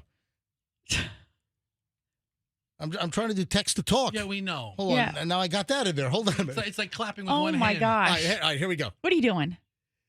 Hey, Sheriff, MJ Morning Show. Can we call you about the catch me if you can guy quickly? ? All right. Just sent that to Grady Judd. We'll see if he's available. All right. So what are we going to say, Fester? 2 big stories. I'm not talking about the same ones, am I? Catch me if you can guy and then Chicago police guy. Oh, those are 2 separate stories. Crazy. Yeah. Both out of Polk County. How does this happen? Yeah, you know what? I had. Oh yeah. So here's I've got both stories actually. The Chicago cop that got busted down here. I have that from yesterday's pile, but this dude, I guess taunted the Polk County Sheriff's Office on Facebook. The Lakeland Police Department said it arrested a man after. Grady Judd said would love to, but I'm in a meeting. All right. Anyway, if he's available, he's coming on. That's his way of saying no. No. If he's available, he comes on. So yeah, the Lakeland Police Department said it arrested a man after he taunted the Polk County Sheriff's Office on Facebook over warrants and bragged that he couldn't get caught. That's not how it goes. Aaron Johnson, who apparently had numerous felony warrants, made a comment on Sheriff Grady Judd's Fishing with Judd event. Well, was this on social media? Yeah, the sheriff hosts a lot of fundraising events. Fishing with Judd. I know he does Jeeps with Judd. Listen, like Chad Chronister. Yeah. Sheriff Chronister in Hillsborough County, my sheriff, because, I live in Hillsborough, so do you. Chronister, they do multiple like charity or fundraising events, or community events during the year. The best one was Osceola County Sheriff, who had the casino night. Oh yeah, gambling with the sheriff. Yes, that was my favorite. That story's about a week old, but I still love it. We never really got into it. Illegal gambling with the sheriff, bookmaking with the sheriff. I love it. Poker with the sheriff. Yeah, that guy's in trouble out in Osceola County. So this guy is bragging. Regarding Sheriff Grady Judd's Fishing with Judd event, and this dude wrote on, I guess, the Facebook page, "Y'all too busy fishing. That's why y'all didn't catch me when I left my grandma's house today. Should have waited a bit longer. Y'all accepted the challenge, right? Hashtag Grady find me. Oh, no. Hashtag Grady can't find me. Hashtag come again Grady." This dude, I'm telling you right. Grady Judd is the wrong guy to taunt and tease and to challenge to catch me. The sheriff's office responded, "Spoken like a real man. Way to take responsibility for your actions. No worries. We'll find you. Bet." Oh, you know who liked that little thing, bet? The Osceola County Sheriff. He's like, you're taking odds? When That's great. A lot of people use bet. Hey, you can bet on it. Yeah, or challenge accepted. Yeah, so you'll say, hey, let's get together for lunch next week. Bet. That's a bet. You got like it. Take the bet. Like if you're at the craps table, sometimes you can call out the bet. If the dice are rolling, give me a quarter on on the 8. Whatever. Bet, and they'll say bet, meaning that the verbal was good enough. All right, so the Lakeland Police Department said it ended that little game. Our officers and detectives tracked him down and personally delivered him to the deputies at the Polk County Jail. They all work together over there. Oh, yeah. Lakeland PD along with the Polk County. Listen, it's like in Tampa, in Hillsborough County, we have multiple agencies on top of the Hillsborough County Sheriff's Office. So, unincorporated versus city of Tampa. I live in city of Tampa. So TPD is my police department. The Hillsborough County Sheriff's Office is our county sheriff's office. But like in Hillsborough County, you've got Temple Terrace Police. And you got Tampa PD. Is that it? Plant City has a police department? Yeah, that's right. That's right. Plant City has a police. So what, three? I think there are 3 police departments inside the county. So, yeah, you're right. I forgot. Plant City PD, and you've got Temple Terrace and Tampa PD. The Brandon PD are just mall cops. The Sefner Police Department. They're doing a terrible job. The Sefner can't quite get a handle on the meth out there. So the Sefner Police Department. Oh, man. Anyway, what a bonehead. I mean, hashtag taunting Grady Judd? What a schmuck. What's this guy's name? Aaron Johnson. You're a bonehead. And then when they're taking him into custody, he's got a smile and a smirk on his face while they've got him cuffed up good. Lakeland PD's got him cuffed up. Hey, Grady, we're delivering your guy right to the lock. And then the other one was a Chicago police officer was arrested. Oh, wait, hold on. Hillsborough County. Yeah. Tampa Police. Yep. Plant City, Temple Terrace, Highway Patrol. No. Those are different. International Airport has their own department. Okay, that's right. All right. University of South Florida has their own department. You're right. And the Tribe. All right. So hold on. You've got Tampa PD, Plant City PD, Temple Terrace PD.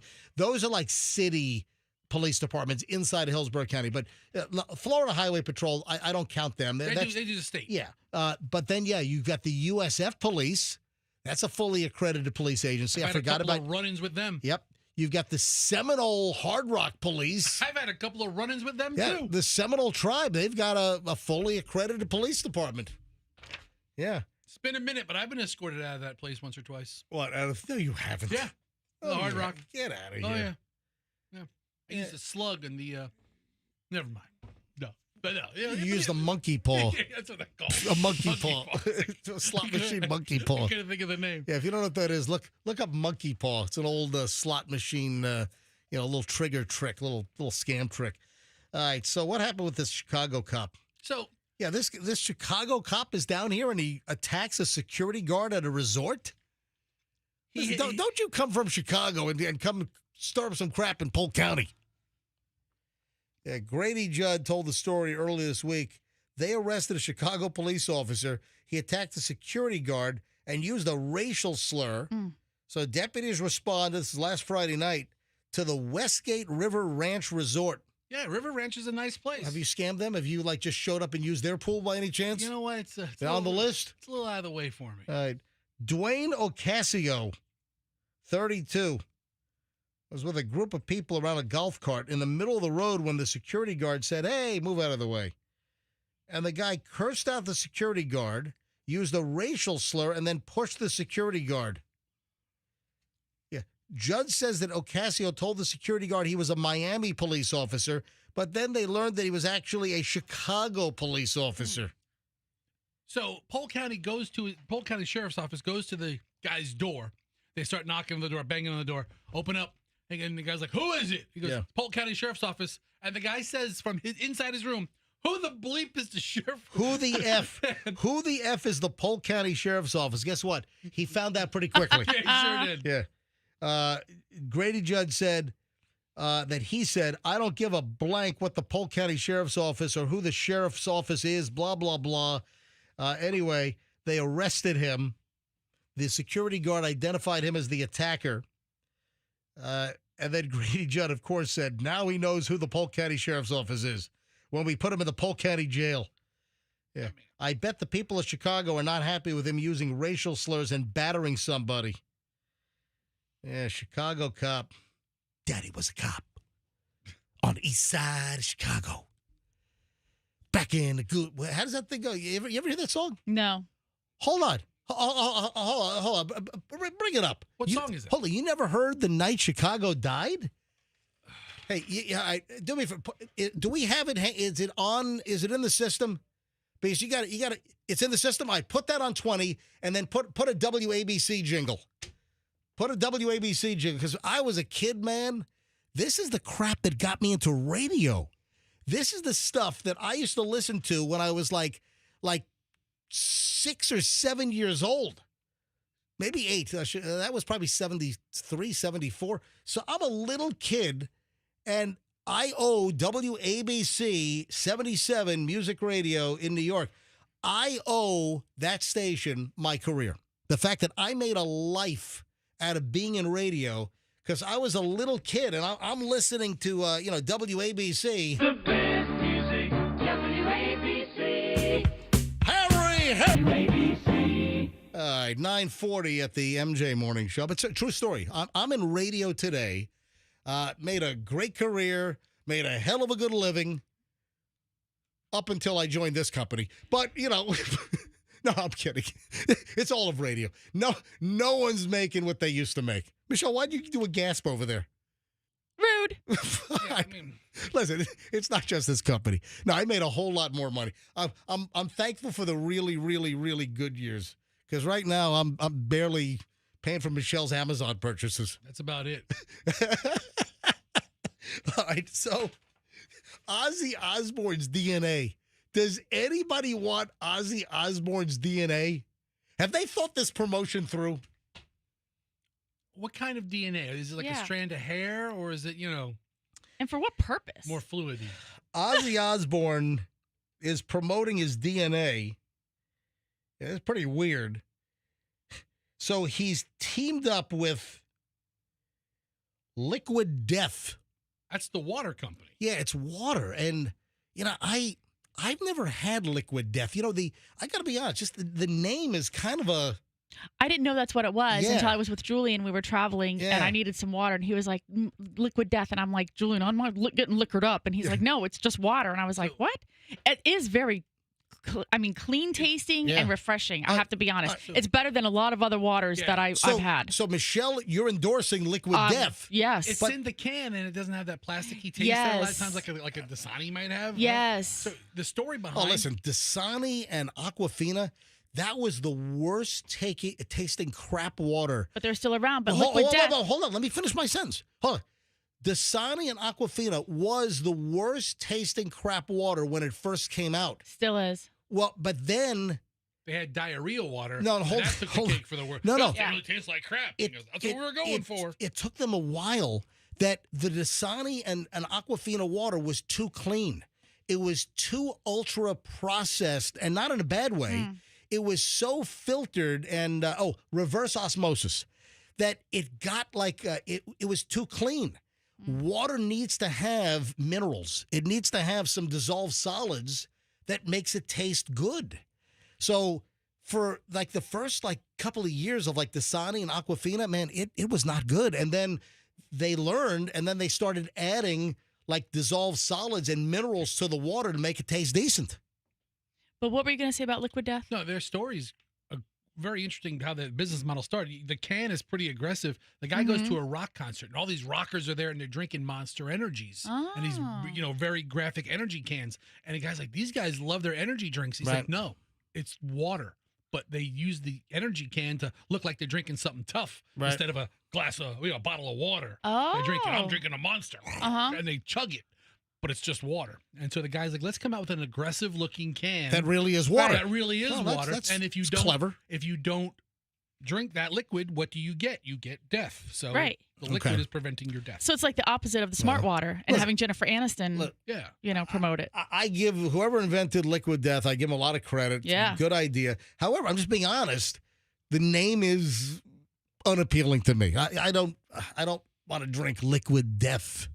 It's like drinking it sounds like I'm drinking embalming fluids from a funeral home. It's like giving me a candy bar and calling it diabetes. All right, so Ozzy Osbourne has hooked up with Liquid Death.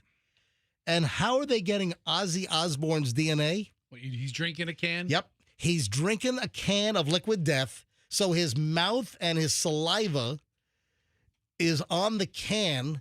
And then they immediately take the can that he drinks out of and they seal it in a Ziploc bag. They seal it up. They're doing 10 limited edition iced tea cans. Oh, Liquid Death does iced tea as well? I guess they're branching out. I guess they are. Yeah. the 10 limited edition iced tea cans are called Infinite Ozzy.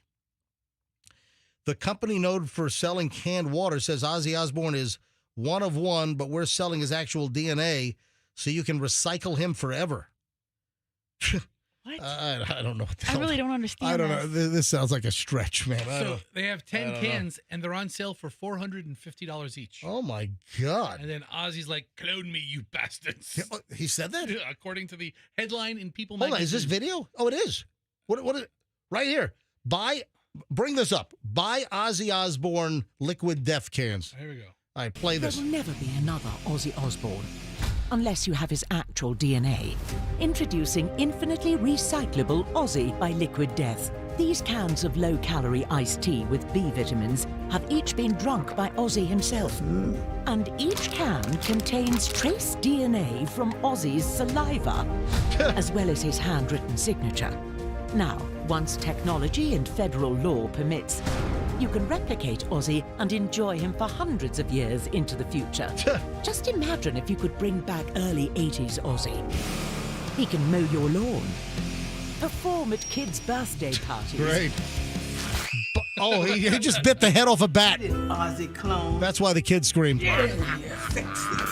So get your can of infinitely recyclable Ozzy. No, this is not a joke. Yes, these contain Ozzy's actual DNA. There's only 10 available. Act now. Oh, they got to be all sold out already. I mean, I would buy one for $450 if I had nothing better to do. Dude, you buy it for $450 and people are going to sell this for $5,000 on eBay in 2 seconds. You're going to clone Ozzy. Oh, later. they're gone. I got to unless you have to enter a lottery to then have the chance to buy it, or who knows. All right, it's a different kind of promotion. Hey, do you want to hear something really nasty sounding? Nastier Have you than- heard about the latest COVID strain? No. So COVID, who, everyone knows what we went through back in 2020, 2021. The latest COVID strain apparently is on the rise in some parts of the country, especially out in California. The latest highly contagious subvariant of COVID features razor blade throat. Oh, so like your throat feels like it has razor blades in it, or it's been cut by razor No, blades? it feels like you've got razor blades in your throat when So you swallow. You can't swallow? Oh, my How God. do you even describe that? That is awful. That sounds like an Ozzy Osbourne promotion. Razor blade throat. Yeah. And it's highly contagious? It's a brand new variant. And it's a really nasty sore throat. It feels like your throat is covered with razor blades or shards of glass. Oof. Oh, my God. All right, just heads up. How long does it last? I mean, is it like a couple of days? Doesn't a couple say- weeks? 6 months. Usually COVID lasts, what, like week? 4 days to a week or something? Wow. A year. Yeah. All right, what time is it? 9:47 at the MJ Morning. Oh, you know what I didn't mention? Hmm. God, I had this yesterday. I didn't mention it. Do you remember like 2-3 years ago? Do you remember the jewelry heist in California, Fester? Was it the truck? Yeah. The armored truck? Yeah. There was a truck, an armored truck that was bringing jewelry from some big jewelry show in the Bay Area, San Francisco, and it was bringing it down to the Los Angeles area. And there was a heist. And while the truck was parked, I think the drivers were out getting some food. And the crooks followed the truck for 300 miles before they struck. And they ripped off $100 million worth of jewelry out of this truck. And they've now made arrests. This was like real life Ocean's 11. Except like you didn't have to get around like laser beams and like suspend. Maybe that's Tom Cruise. I don't know. All right. So sparkling rubies, sapphires, emeralds, diamond encrusted necklaces, Rolex watches, and other high brand watches. Patek Philippe, Audemars Piguet. The largest jewelry heist in American history. The stolen goods include a ring with a sapphire stone the size of an almond. Another ring of diamonds intricately woven between pools of amethyst and a pair of dangling earrings made with 6 different gems. This happened, Fester, back on July 11th of 2022, so 3 years ago.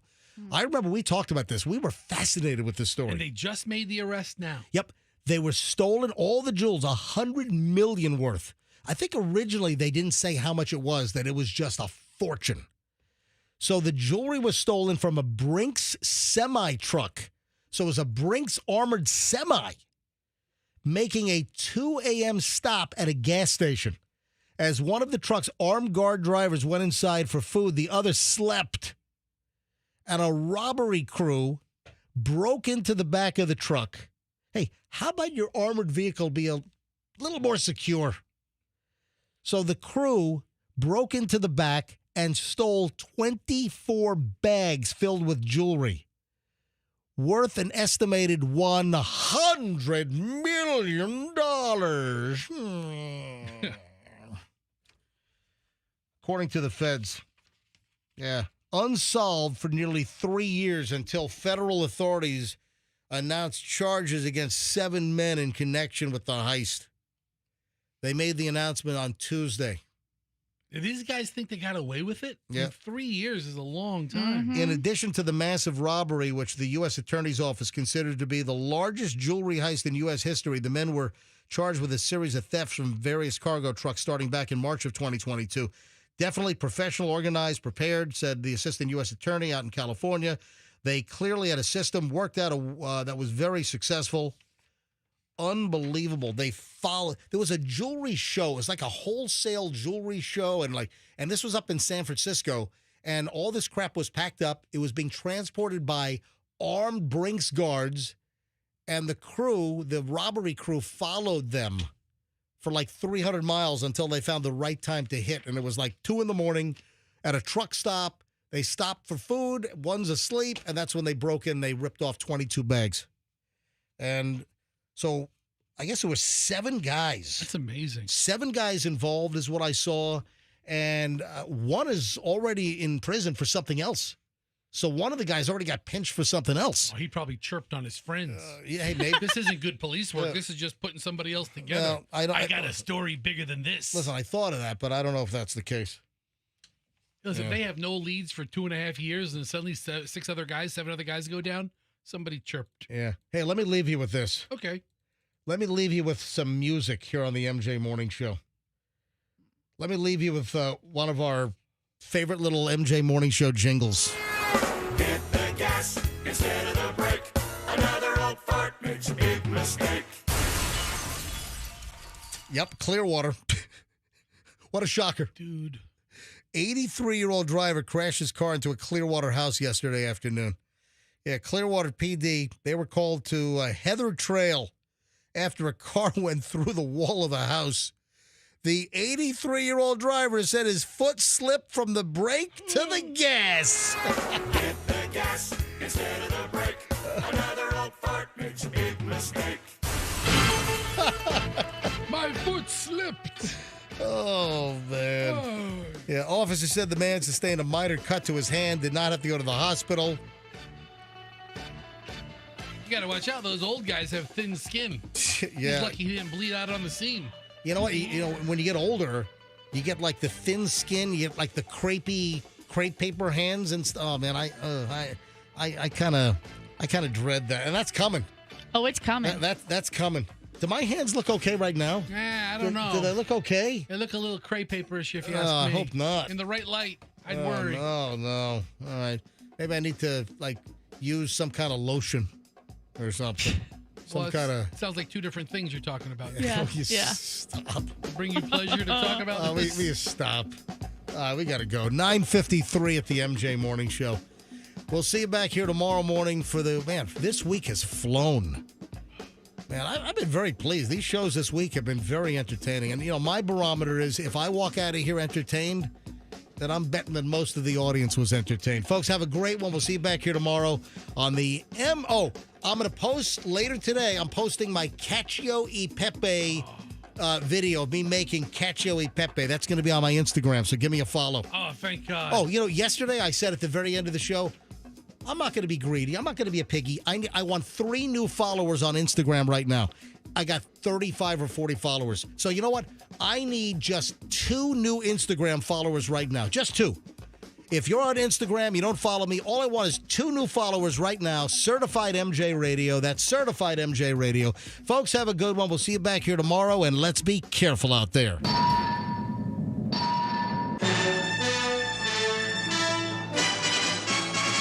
The guaranteed offer from Mark Spain Real Estate is the easiest way to sell your home.